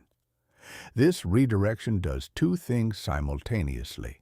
It brings your attention back to where it can actually affect results, the present moment of execution, and it reduces the anxiety generated by outcome focus because action is inherently more empowering than worry about consequences. Principle 4. Strategic recovery under pressure. High-pressure periods have a particular way of destroying recovery. The cognitive load of managing stress, making complex decisions, and sustaining performance over extended periods is enormous. And when the pressure is intense, The instinct is often to eliminate recovery time, to push through without breaks, to sacrifice sleep for extra hours, to prioritize volume over sustainability. This is almost always counterproductive. Depleted cognitive resources produce lower quality output that often needs to be redone. Decisions made from a state of mental exhaustion are frequently worse than no decision at all. The false economy of sacrificing recovery for extra working hours under pressure reliably produces worse total outcomes than working fewer hours with more complete recovery between sessions. During high-pressure periods, recovery becomes more important, not less. Brief recovery practices, 5 minutes of deep breathing, a short walk, 10 minutes of genuine mental disengagement, can restore sufficient cognitive capacity to maintain quality output across longer, high-pressure stretches. The key insight is this: you are not a machine that can be run continuously at high capacity without maintenance. You are a biological system that requires regular recovery to maintain performance. Respecting this reality during pressure periods, not despite the pressure but because of it, is one of the most counterintuitive and most important aspects of sustained high performance. Principle 5. Long-term perspective as a pressure regulator. Pressure distorts perspective. When you're in the middle of a high-stakes, high-stress situation, it naturally feels larger and more significant than it actually is. The crisis of the moment fills your entire field of mental vision, making it difficult to access the broader perspective that would allow more balanced, strategic thinking. Deliberately stepping back to access long-term perspective is a powerful tool for regulating the cognitive impact of short-term pressure. Ask yourself, will this situation matter in 5 years? Not as a way of minimizing genuine importance. Some things do matter significantly over long time frames, but as a genuine calibration of perspective that allows you to respond to the actual importance of the situation rather than to the distorted importance that pressure generates.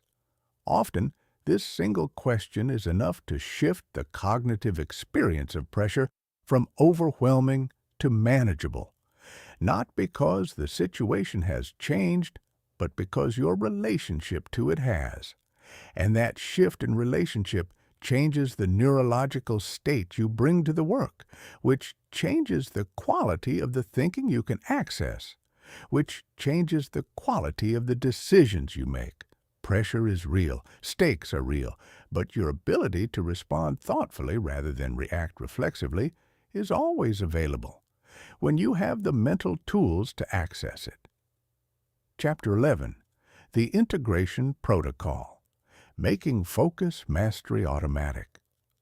You've now built a substantial understanding of focus, the science behind it, the system for developing it, the advanced techniques for accessing it, the strategies for maintaining it under pressure. This knowledge is genuinely powerful. But here's the gap that stops most people cold: the distance between knowing and doing. Most focus training fails not because the information is wrong, but because people treat it as information rather than as a skill requiring systematic integration into daily life. They read, understand, feel motivated, and then return to their existing patterns within days or weeks, because the new knowledge never got embedded deeply enough to actually change behavior. The integration protocol is the system for closing that gap, for taking everything you've learned and embedding it so thoroughly into your daily operating system that focused attention becomes automatic, as natural and unremarkable as how you currently reach for your phone without thinking. Phase 1. Habit stacking. The most effective way to build new behavioral patterns is not to add them to your life as separate, standalone commitments that compete for limited willpower. It's to attach them to existing behaviors that are already automatic, behaviors you already do without thinking. This is habit stacking, and it is remarkably effective because it leverages your existing neural infrastructure rather than trying to build entirely new ones from scratch. Every existing automatic behavior in your day is a potential anchor for a new focus habit. The moment you sit down at your desk, the moment you make your morning coffee, the moment you open your laptop, the moment you begin a new task. Each of these is an existing automatic behavior that happens reliably, and each can become the trigger for a brief embedded focus practice. For example, every time you sit down at your desk to work, before touching your keyboard, you spend 30 seconds writing one specific sentence describing exactly what you want to accomplish in this session, not a to-do list, one specific outcome. This tiny practice, 30 seconds, attached to an already automatic behavior, transforms how you enter your work and significantly improves the quality of focus you bring to it. Or, every time you transition from one task to another, you take 3 conscious breaths before beginning the new task. Not as a stress management technique, as a deliberate cognitive reset that clears the context of the previous task and creates a clean mental start for the next one. These micro practices seem trivially small. That's the point. They're small enough to be completely sustainable. No motivation required, no significant willpower expenditure, but practice daily through hundreds of repetitions attached to your existing behavioral triggers. They compound into a fundamentally different relationship with your own attention. Start with 2 or 3 habit stacks, not 10, not a complete overhaul.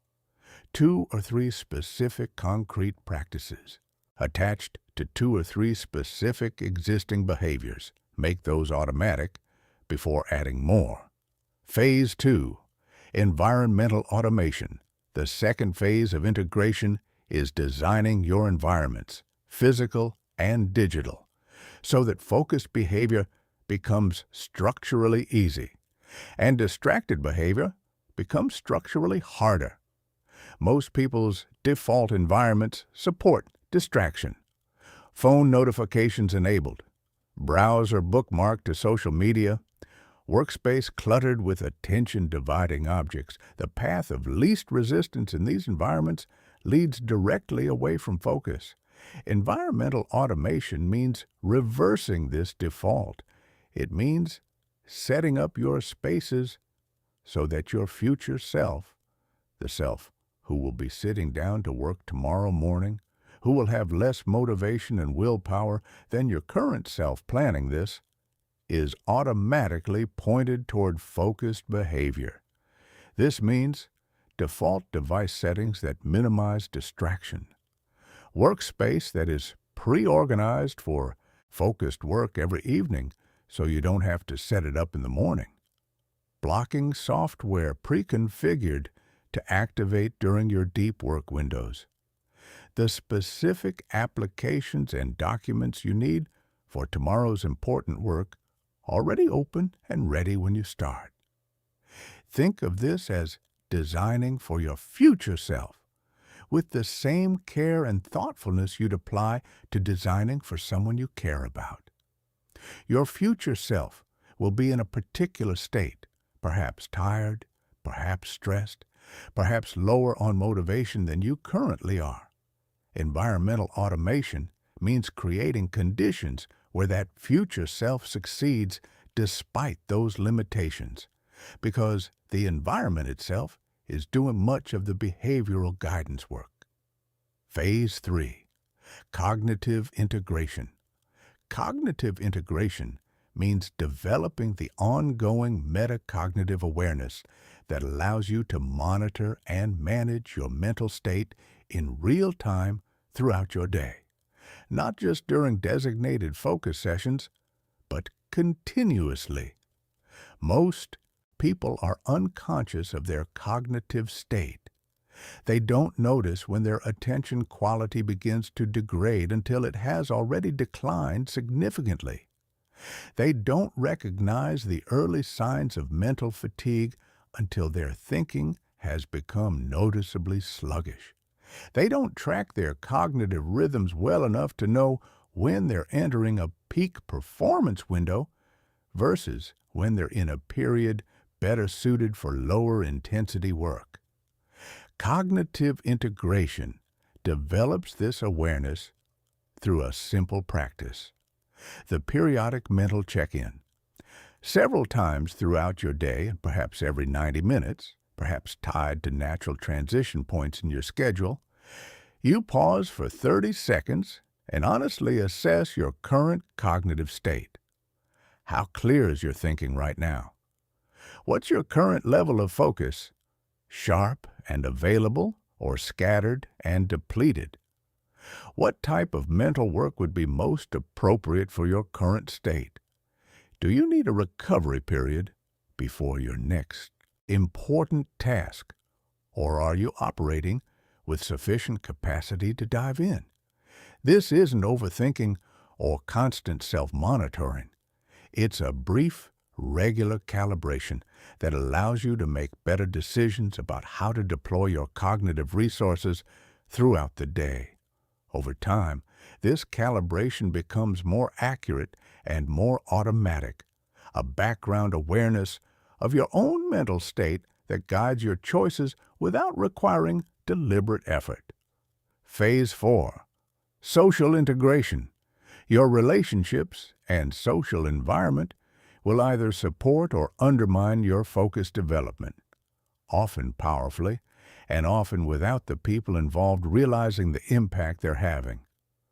Colleagues who interrupt freely during work hours.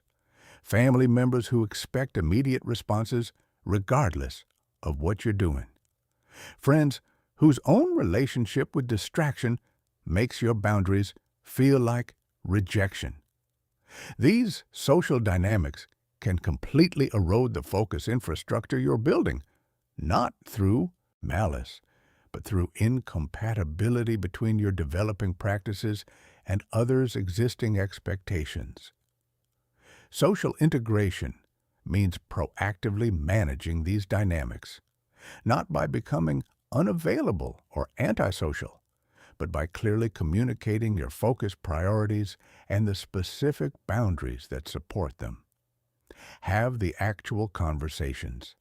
Tell the people in your life that you're developing a practice of deep, focused work, and that you'll be less immediately responsive during certain windows. Explain when you will be available and responsive. Set the expectation clearly, rather than hoping others will intuit it. Most people, when the reasoning is explained, are more supportive than you might expect. And the small number who aren't, whose response to your commitment to focus is persistent disregard. That information is useful too. It tells you something about the relationship that's worth knowing. Phase 5. Temporal integration. The final phase of integration is redesigning your schedule architecture to support sustained focus rather than fragment it. Most people's schedules are focus destroyers by design. Meetings distributed throughout the day that prevent any sustained deep work window. Context switches every hour between completely different types of work. Reactive scheduling that fills available time with whatever is most urgent rather than what's most important. Temporal integration means rebuilding your schedule around your cognitive needs and priorities rather than around external demands and reactive patterns. This means identifying your peak cognitive window and protecting it with non-negotiable deep work blocks. It means batching meetings and administrative work into designated periods rather than letting them colonize your entire day. It means creating transition buffers between different types of work, brief periods that allow your mind to close one context and open another without the jarring cognitive cost of abrupt switching. It means, fundamentally, treating your schedule as a design problem rather than an administrative task. Your schedule is the architecture of your days, and the architecture of your days is the architecture of your life. Designing it deliberately around what actually matters most to you is not a luxury. It is the single most powerful structural intervention available for transforming your relationship with focus. Chapter 12. The Psychology of Sustained Mental Excellence. Everything up to this point has been about technique, about the what and the how of focus mastery. This chapter is about something deeper, the psychological foundations that determine whether the techniques stick. Because here's what the research on behavior change consistently reveals. Technique failure is almost never the reason people don't sustain improvements. People fail to sustain focus improvements, and improvements of almost any kind, because of psychological patterns operating beneath the technique level, patterns that quietly undermine commitment, erode motivation, and eventually return behavior to its previous baseline. If you want to sustain peak mental performance, not just for weeks or months, but for years and decades, not as an effortful practice, but as your natural operating mode, you need to address these psychological foundations directly. Foundation 1. Intrinsic motivation. Most people approach focus development for external reasons. They want to be more productive so they can achieve more. They want to accomplish their goals so they'll feel successful. They want to improve their concentration because they think they should. Because the idea of being a focused, high-performing person is appealing. External motivation is not inherently wrong, but it is fundamentally unreliable as a long-term driver to behavior. When external circumstances change, when goals are achieved or abandoned, when the social reward of being seen as productive diminishes, when the novelty of improvement fades, externally motivated behavior tends to fade with it. Intrinsic motivation is different. It comes from genuine interest in the process itself, from finding the practice of focused attention inherently satisfying, from valuing mental clarity as its own reward rather than merely as a means to external ends. The path to intrinsic motivation is connecting your focus development to what you genuinely value at a deep level. Not, I want to be more productive, but what does sustained focused attention allow me to do, create, experience, or become that I actually care about? If you value creativity, connect focus to the quality of creative work it enables. If you value contribution, connect it to the depth of help you can provide to others. If you value mastery, connect it to the accelerated skill development that only sustained attention makes possible. These connections need to be specific and personally meaningful, not borrowed from motivational content, but discovered through your own honest reflection about what your life is actually for. Foundation 2. Identity integration. Perhaps the most powerful psychological lever in sustained behavior change is identity, not what you do, but who you believe yourself to be. Most people trying to develop better focus see it as something they're doing rather than something they are. They practice concentration techniques, but their self-concept remains someone who struggles to focus or someone who's working on this. And that identity gap creates a persistent internal tension, a part of their psychological system that keeps pulling behavior back toward patterns consistent with the old self-concept. Identity integration means deliberately updating your self-concept to align with the person you're becoming, not pretending to be someone you're not, but recognizing and integrating the genuine evidence of change that your new behaviors are providing every time you complete a deep work session. You have evidence that you are becoming someone who sustains focused attention. Every time you redirect your attention from distraction back to what matters, you have evidence that you are someone who exercises cognitive control. Every time you protect your peak window for important work, you have evidence that you are someone who values and invests their mental energy deliberately. Acknowledge this evidence consciously, not as self-congratulation, but as genuine identity updating. The shift from "I'm working on my focus" to "I am someone who values and maintains mental clarity" is not semantic. It's psychological infrastructure, and it changes the automatic, unconscious pull of behavior in ways that technique alone never can. Foundation 3. Resilience. Across setbacks, real development is not linear. This is true in every domain of human growth, and focus mastery is no exception. You will have days when your concentration is poor, despite your best efforts. You will have periods, sometimes extended ones, when stress, illness, life disruption, or simple cognitive fatigue make deep focus difficult or impossible.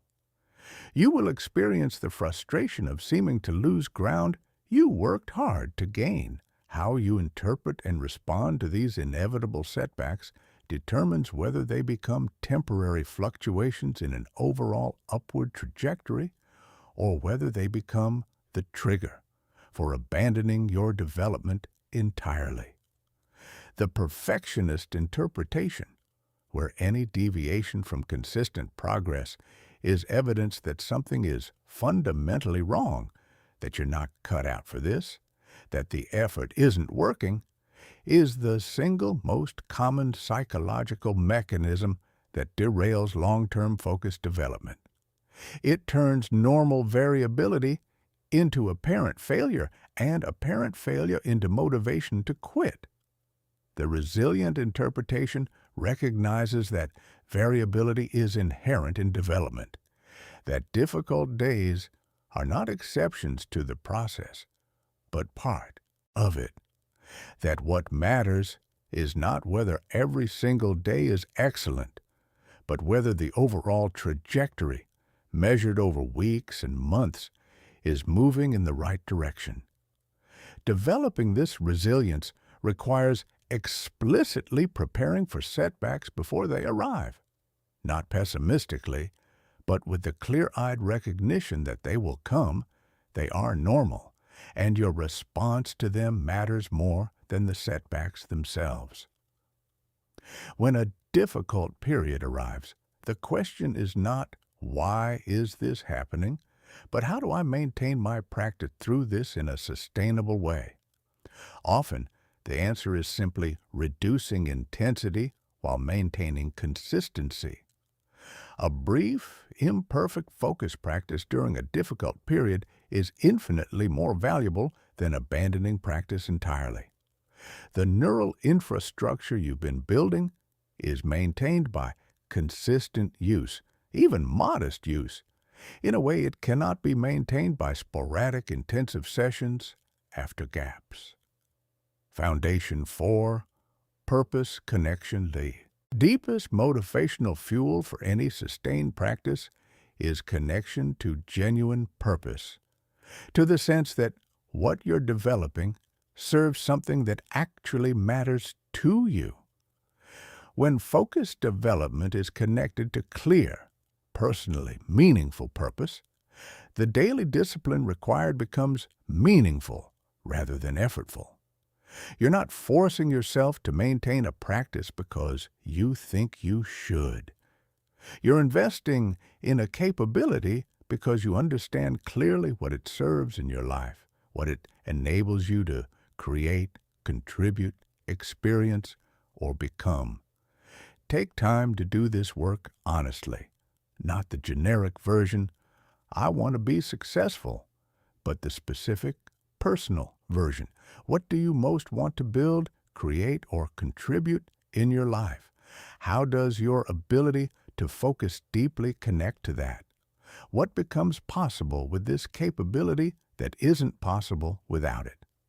Make this connection concrete and specific enough that you can return to it on the difficult days when motivation is low and the practice feels hard.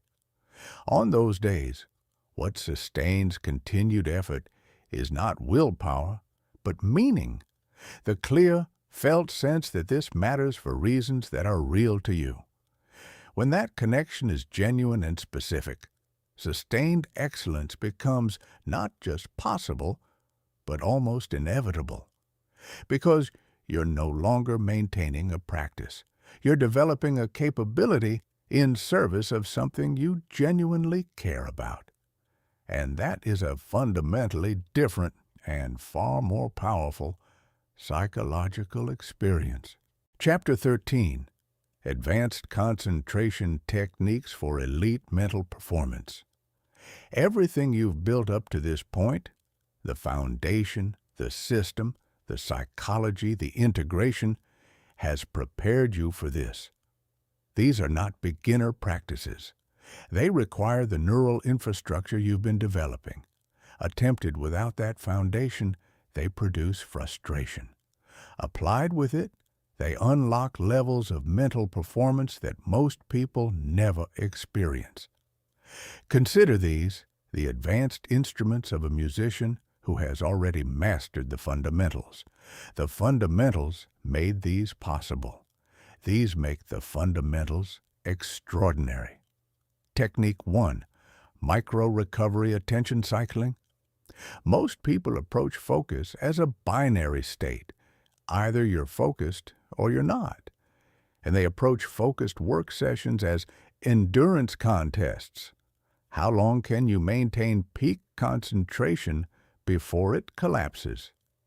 This is the wrong model, and it's why most people experience focus as exhausting and unsustainable over long periods.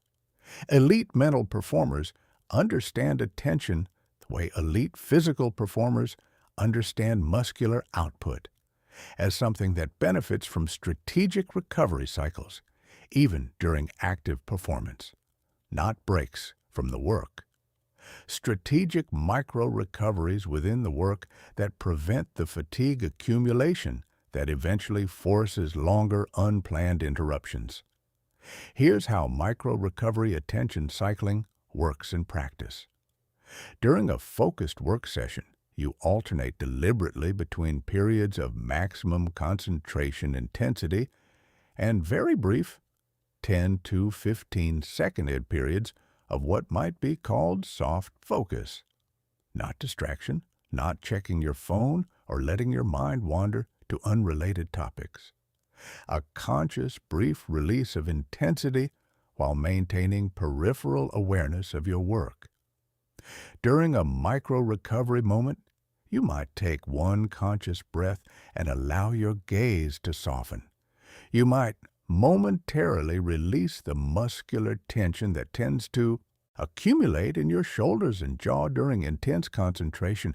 You might briefly close your eyes and allow your visual processing system, which consumes substantial cognitive resources during focused screen work, to rest for a few seconds. Then you return to full intensity. The timing and frequency require development of sensitivity to your own attention patterns. The key signal to watch for is the early onset of attention fatigue. the slight decrease in mental sharpness, the subtle increase in mind-wandering frequency, the very first signs that your concentration quality is beginning to degrade. Most people wait until these signs are obvious and significant before taking a break. Micro-recovery cycling means responding to the earliest, most subtle signals, refreshing attention before it needs refreshing rather than after it's already declining. Elite practitioners report that this approach, pulsing attention intensity rather than attempting to sustain it continuously, allows them to maintain high-quality focus for significantly longer total periods than continuous concentration attempts. The brief recovery cycles prevent the cognitive fatigue accumulation that usually forces longer breaks and maintains attention quality consistently high across extended work sessions. Technique 2. Attention anchoring under distraction. Basic focus training, as you've experienced, happens in controlled conditions, environments designed to minimize distraction so that your developing concentration skills have the best possible chance to function. This is the right way to begin, but it creates an important limitation. Skills developed exclusively in ideal conditions tend to be fragile under real-world conditions, and real-world conditions, where your most important work actually happens, are rarely ideal. Attention anchoring under distraction is the deliberate practice of training your focus in increasingly challenging conditions, not because suffering builds character, but because cognitive skills, like physical ones, develop resilience through exposure to graduated challenge. The practice works through progressive exposure. You begin with subtle, consistent background sound, perhaps ambient cafe noise or gentle music, and practice maintaining attention on your work while it's present. Not ignoring the sound completely, that's not the goal. Maintaining primary attention on your work while allowing the sound to exist in your peripheral awareness without hijacking your focus. As this becomes manageable, you gradually increase the challenge. More variable sounds, occasional interruptions, environmental conditions that are somewhat less than ideal. The goal at each stage is the same: maintaining primary attention on your chosen work while distractions exist in the environment but don't control your focus. This skill, maintaining primary attention on chosen work while distractions are present but not dominant, is fundamentally different from the skill of eliminating distractions.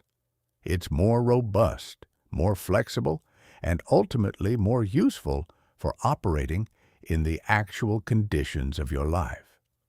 Advanced practitioners of this technique report a counterintuitive experience.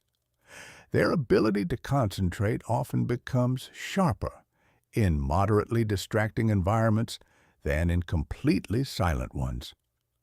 The moderate challenge seems to engage their attention system more fully, requiring active maintenance of focus rather than passive default concentration. The distraction, paradoxically, makes the focus stronger. Technique 3. Cognitive load optimization. Not all mental work consumes the same type or amount of cognitive energy. Creative brainstorming draws heavily on associative processing and working memory. Analytical problem-solving demands executive function and logical processing. Communication and social interaction consume emotional processing and theory of mind. Administrative execution draws on procedural memory and habit systems.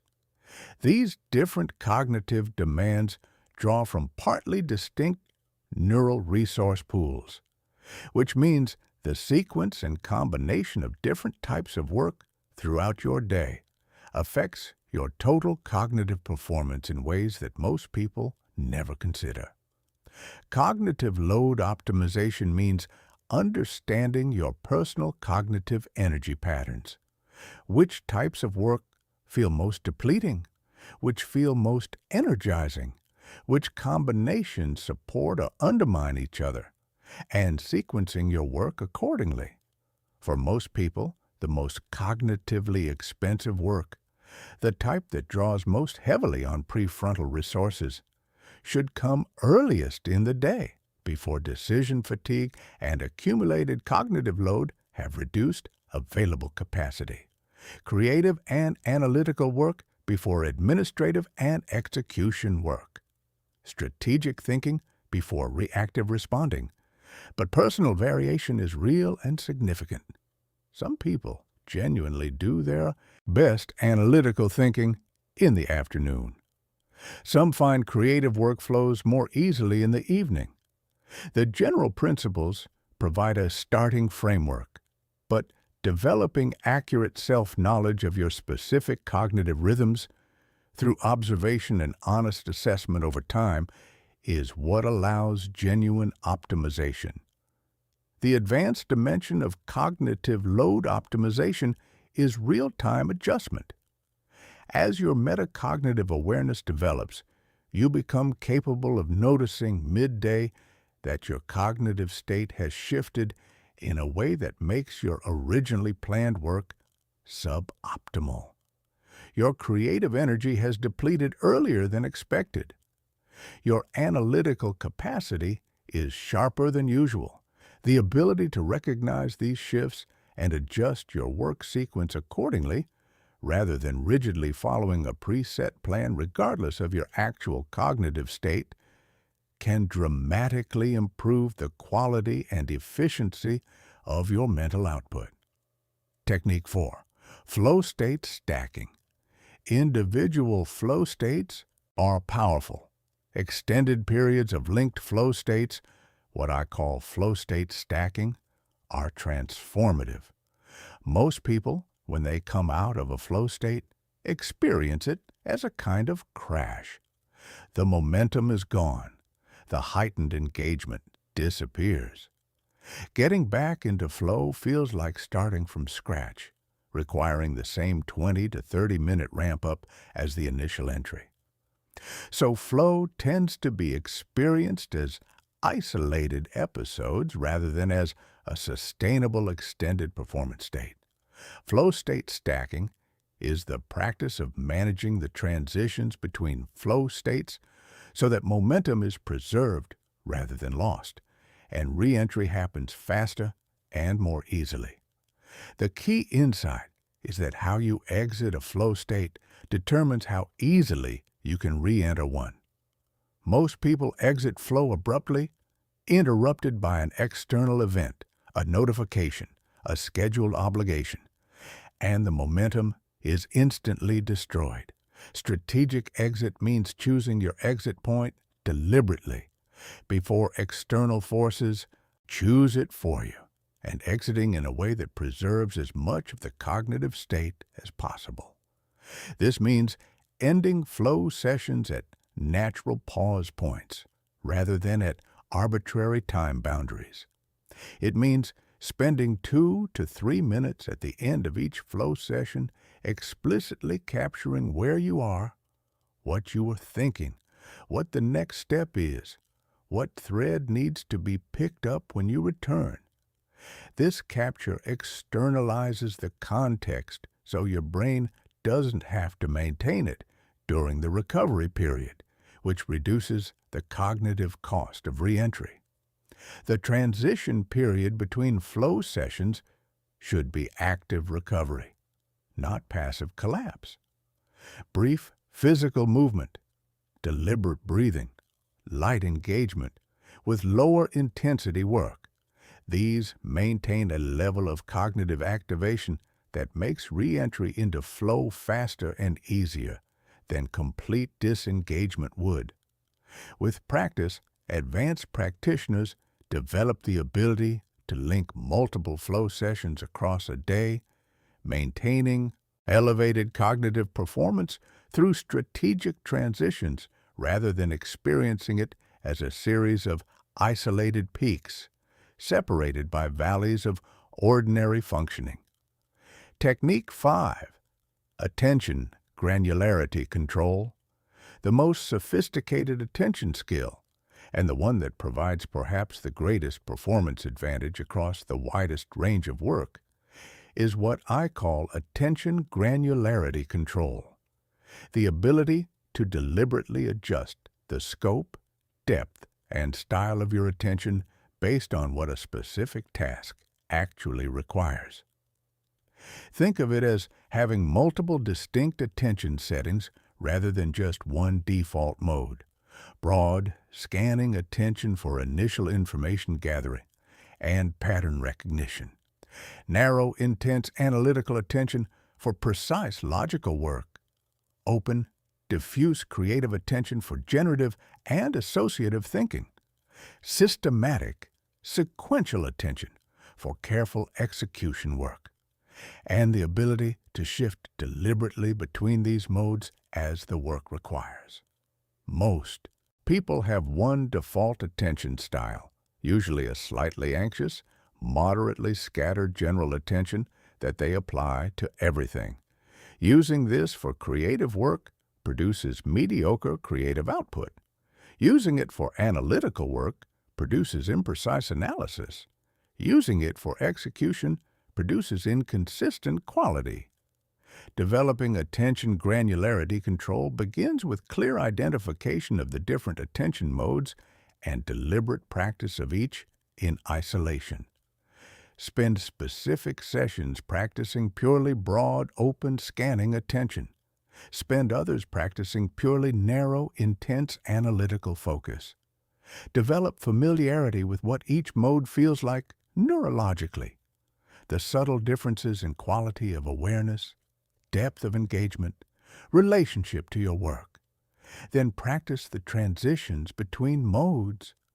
Work that requires both creative generation and analytical evaluation, which describes most sophisticated intellectual work, benefits from the ability to shift deliberately between these modes.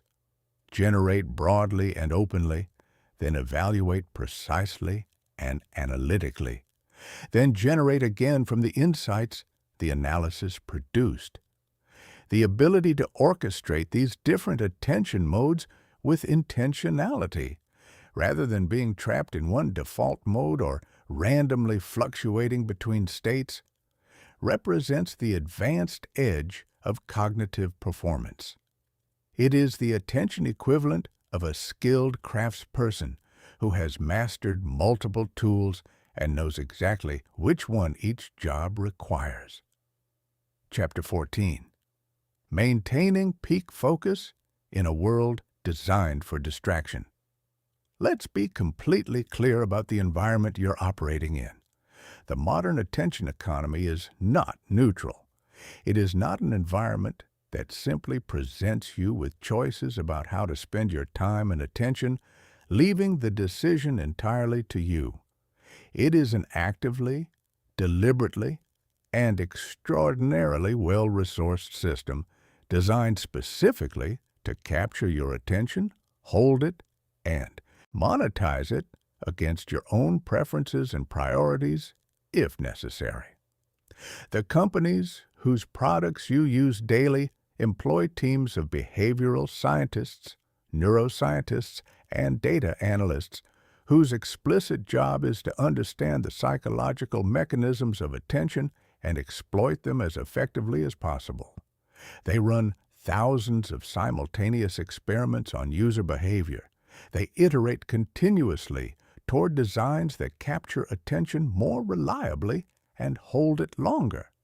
They have access to data about your specific behavioral patterns, your triggers, your vulnerabilities, your habitual responses, that is more detailed than anything you consciously know about yourself. This is not paranoia. This is publicly documented business strategy from companies that are among the most profitable in human history, precisely because they've solved the problem of attention capture at scale. Understanding this doesn't mean you need to reject technology or live in digital isolation. Technology, used with intention and on your terms, is genuinely powerful. But it does mean that maintaining peak focus in the modern environment requires more than good intentions and occasional willpower. It requires systematic layered defenses that are as deliberately designed as the systems working against you. Defense 1. Attention sovereignty. Attention sovereignty is the foundational principle from which all other defenses derive. The clear, unequivocal decision that you, not algorithms, not notification systems, not the behavioral engineering of technology companies, decide when and where your attention goes. This sounds obvious. It isn't, because the default mode of most technology use is reactive, responding to prompts, notifications, and algorithmic feeds that have been specifically designed to feel urgent, relevant, and difficult to ignore. Living in reactive mode means your attention is being allocated by systems optimized for their interests, not yours. Attention sovereignty means becoming proactive rather than reactive. You decide when to check messages, not because a notification told you something arrived, but because you've designated this as a communication window. You decide what content to consume, not because an algorithm surfaced it based on your engagement patterns, but because you've chosen it based on what serves your actual development and interests. You decide when to be available and when to be unreachable, based on your priorities, not on others' expectations of constant accessibility. This requires building systems that support proactive technology use, designated communication windows with specific start and end times, curated information inputs rather than algorithmic feeds, clear boundaries between connected time and deep work time. Technology treated as a tool you pick up with intention and put down deliberately, not an ambient presence that's always on and always competing for your attention. Defense 2. Cognitive immunization. Cognitive immunization is the practice of understanding the specific psychological mechanisms that attention-capturing technologies use, and using that understanding to reduce your susceptibility to them.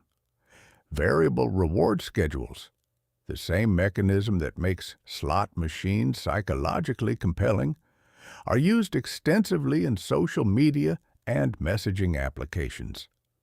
The unpredictability of what you'll find when you check, sometimes something interesting and rewarding, sometimes nothing, sometimes something mildly unpleasant, generates a pattern of compulsive checking that has more in common with gambling behavior than with deliberate information seeking. Social validation mechanisms, likes, comments, shares, follow accounts, tap into deeply wired social status circuitry. The brain processes social approval as a genuine reward and social disapproval as a genuine threat. Platforms that make these metrics continuously visible are essentially providing a real-time social status scoreboard that is extraordinarily difficult to ignore. Fear of missing out, the anxiety that important things are happening in your social network that you'll miss if you're not continuously present, activates the same ancient threat detection circuitry that your ancestors used to monitor their social group for dangers and opportunities. Understanding these mechanisms doesn't make you immune to them. They operate at a level that is genuinely neurological, not merely cognitive. But it creates a brief moment of conscious awareness when they activate. And that moment, the gap between trigger and response, where you can recognize what's happening, is where your genuine choice lives. When you feel the compulsive pull to check your phone, you can now recognize it. This is a variable reward schedule activating.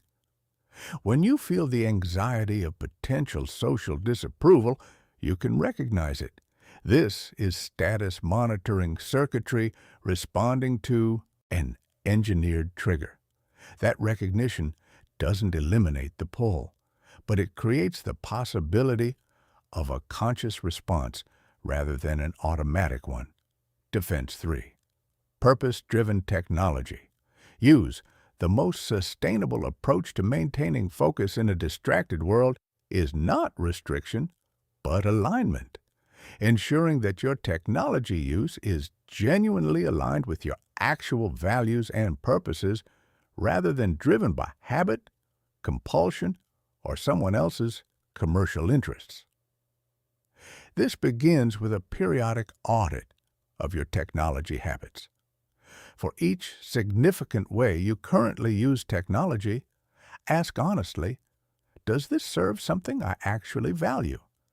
Does engaging with this platform, application, or content type move my life in a direction I want it to go? Is the time I invest here producing returns in knowledge, connection, creativity, enjoyment that are proportionate to the attention I'm investing? Some technology use will clearly pass this test. Communication tools that maintain relationships you genuinely value. Learning platforms that develop capabilities you're actively building. Creative tools that enhance your ability to make things you care about making. Professional tools that amplify your effectiveness at work that matters to you. Some will clearly fail it. Platforms you engage with compulsively rather than intentionally.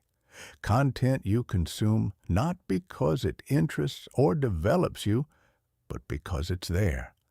Digital habits that have continued long past any genuine value they might once have provided, sustained purely by their own inertia.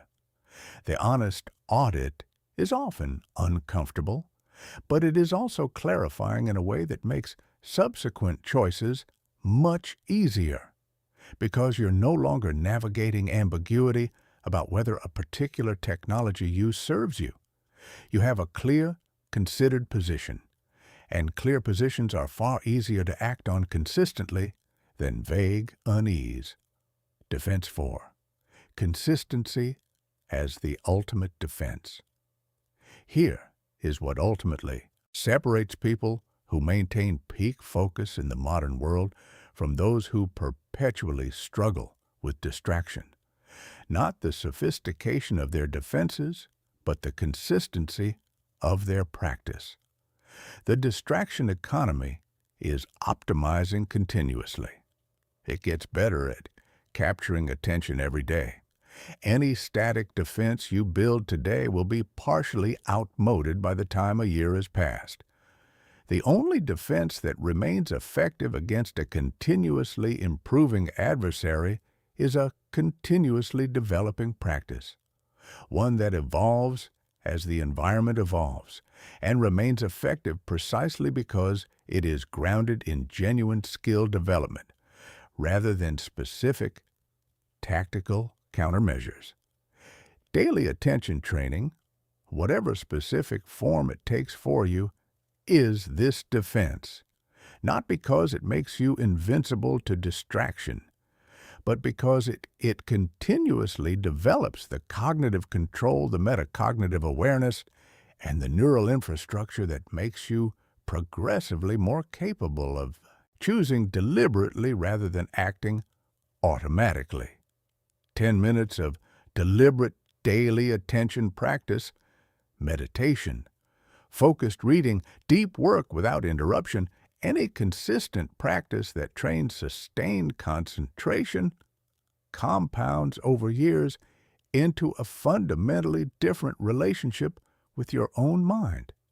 Not perfect, Not immune to difficult days or challenging periods, but genuinely, durably different from the reactive, distraction-driven default that the modern environment is continuously pulling you toward. The world will keep getting louder. The systems designed to capture your attention will keep getting more sophisticated. Your only reliable defense is a mind that is continuously getting stronger through daily practice, consistent commitment, and the compound returns of sustained development over time. Chapter 15. Your Complete Mental Transformation Blueprint. Everything you've encountered in these pages leads to this moment, not to a conclusion, to a beginning. Because information without implementation is just entertainment. Insight without action changes nothing. The most sophisticated understanding of focus, attention, and mental performance is worth precisely nothing if it remains in the realm of the understood rather than the practiced. This final chapter is your blueprint for the actual transformation, not the theory of it, the implementation of it, the specific, concrete, time-structured process for taking everything you now understand and turning it into the lived reality of who you actually become. The transformation happens in 3 phases. Each phase builds on the previous one. Each has a specific duration, specific practices, and specific markers of progress. This is not a vague exhortation to apply what you've learned. This is a precision implementation roadmap. Phase 1. Foundation building. 60 days. The first 60 days have one purpose and one purpose only: establishing the basic conditions and habits that make sustained focus possible. Not achieving peak performance, not accessing advanced flow states. Creating the foundation on which everything else can eventually be built.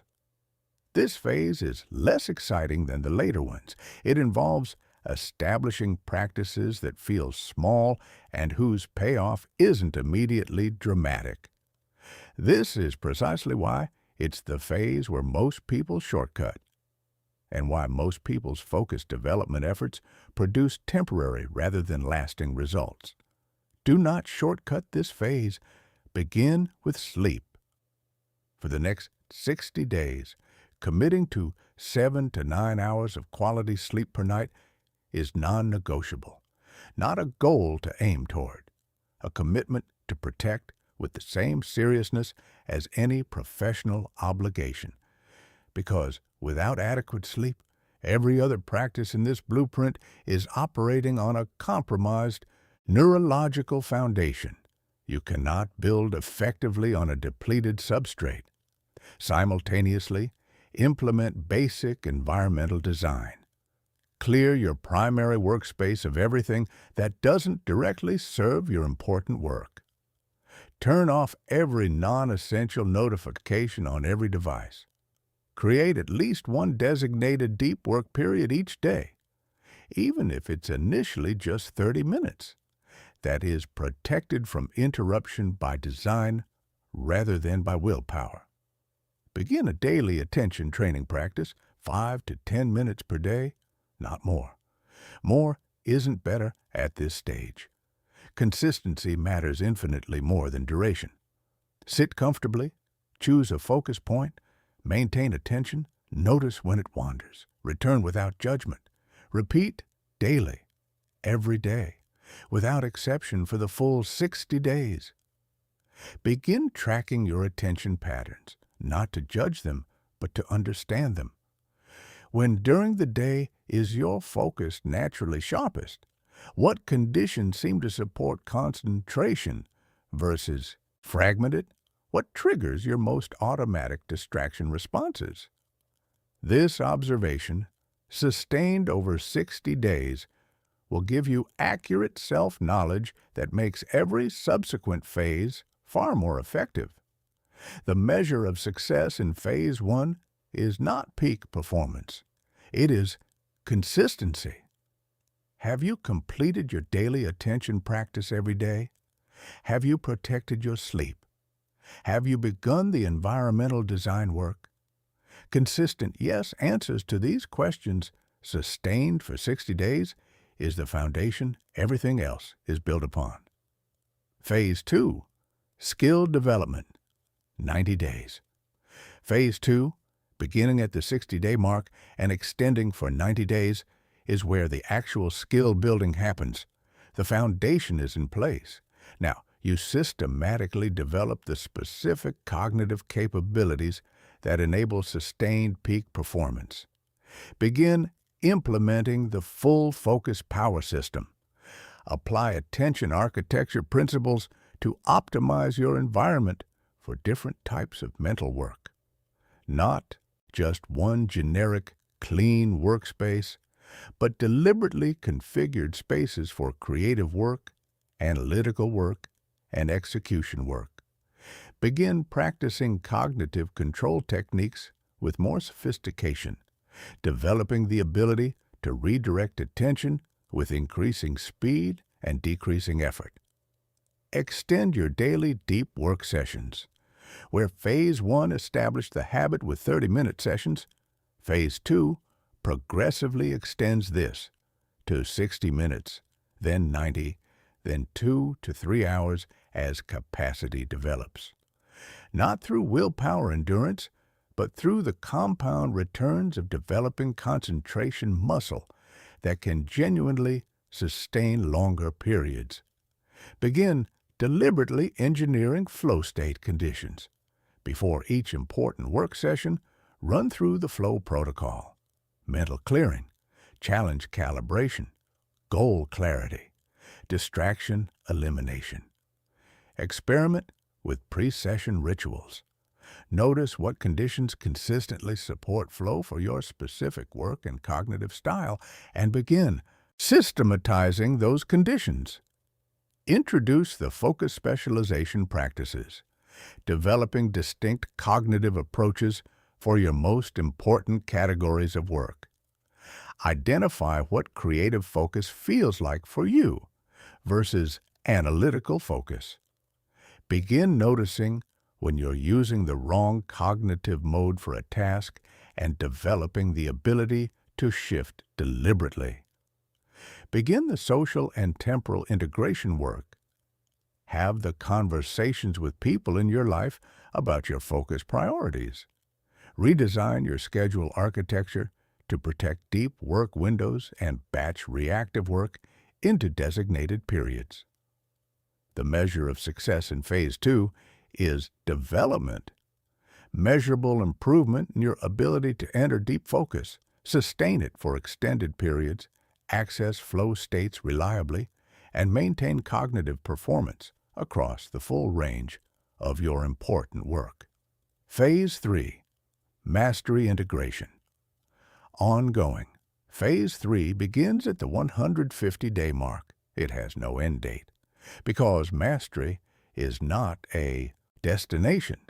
It is an orientation, a continuous relationship with your own development that persists and deepens for the rest of your life. In Phase 3, the practices of Phases 1 and 2 are no longer effortful routines you consciously maintain.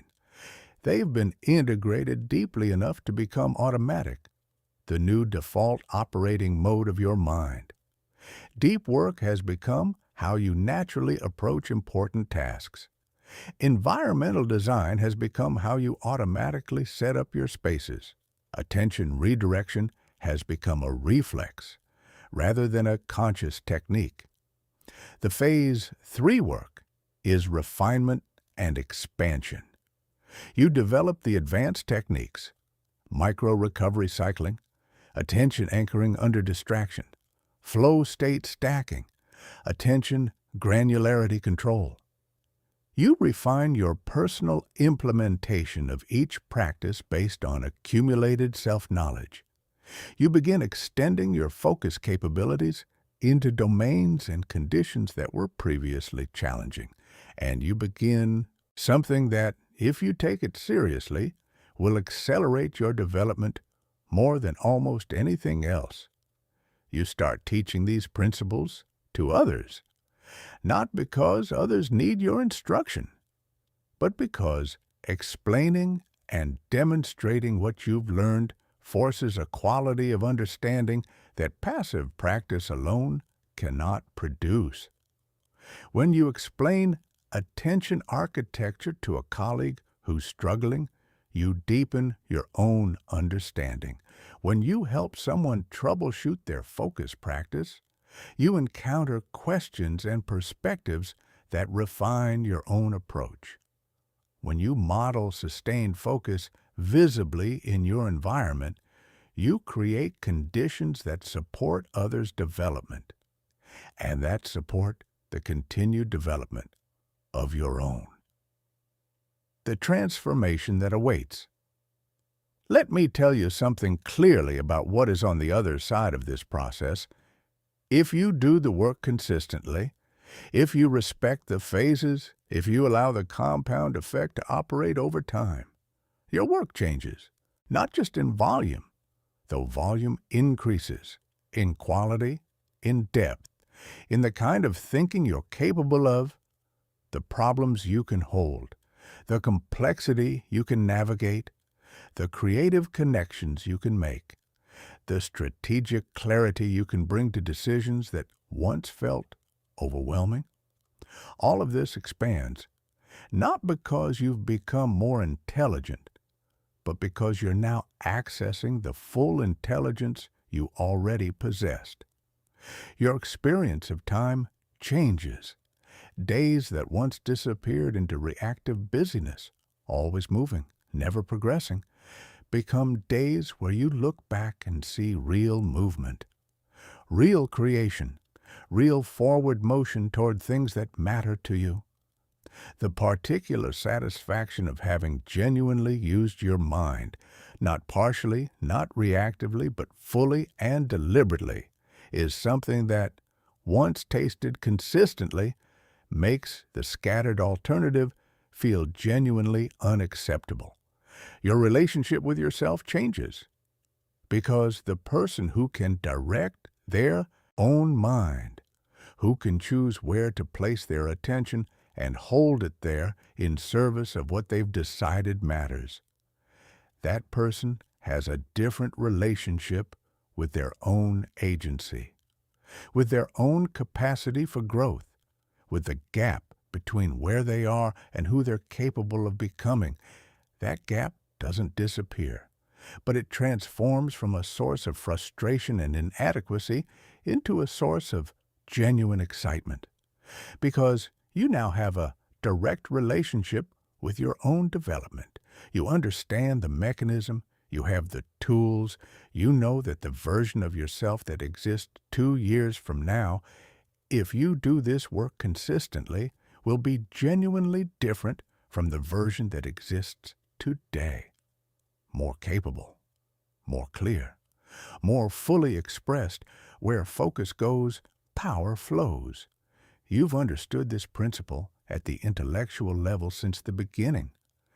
But by the end of this blueprint, at the end of these phases, through the daily practice and the compound returns and the gradual neurological transformation, you will understand it at a level that is beyond intellectual. You will understand it in your bones, in your daily experience, in the tangible reality of what you're able to create and become. The transformation is real. The mechanism is proven. The blueprint is complete. All that remains is your decision and your first step. Take it now.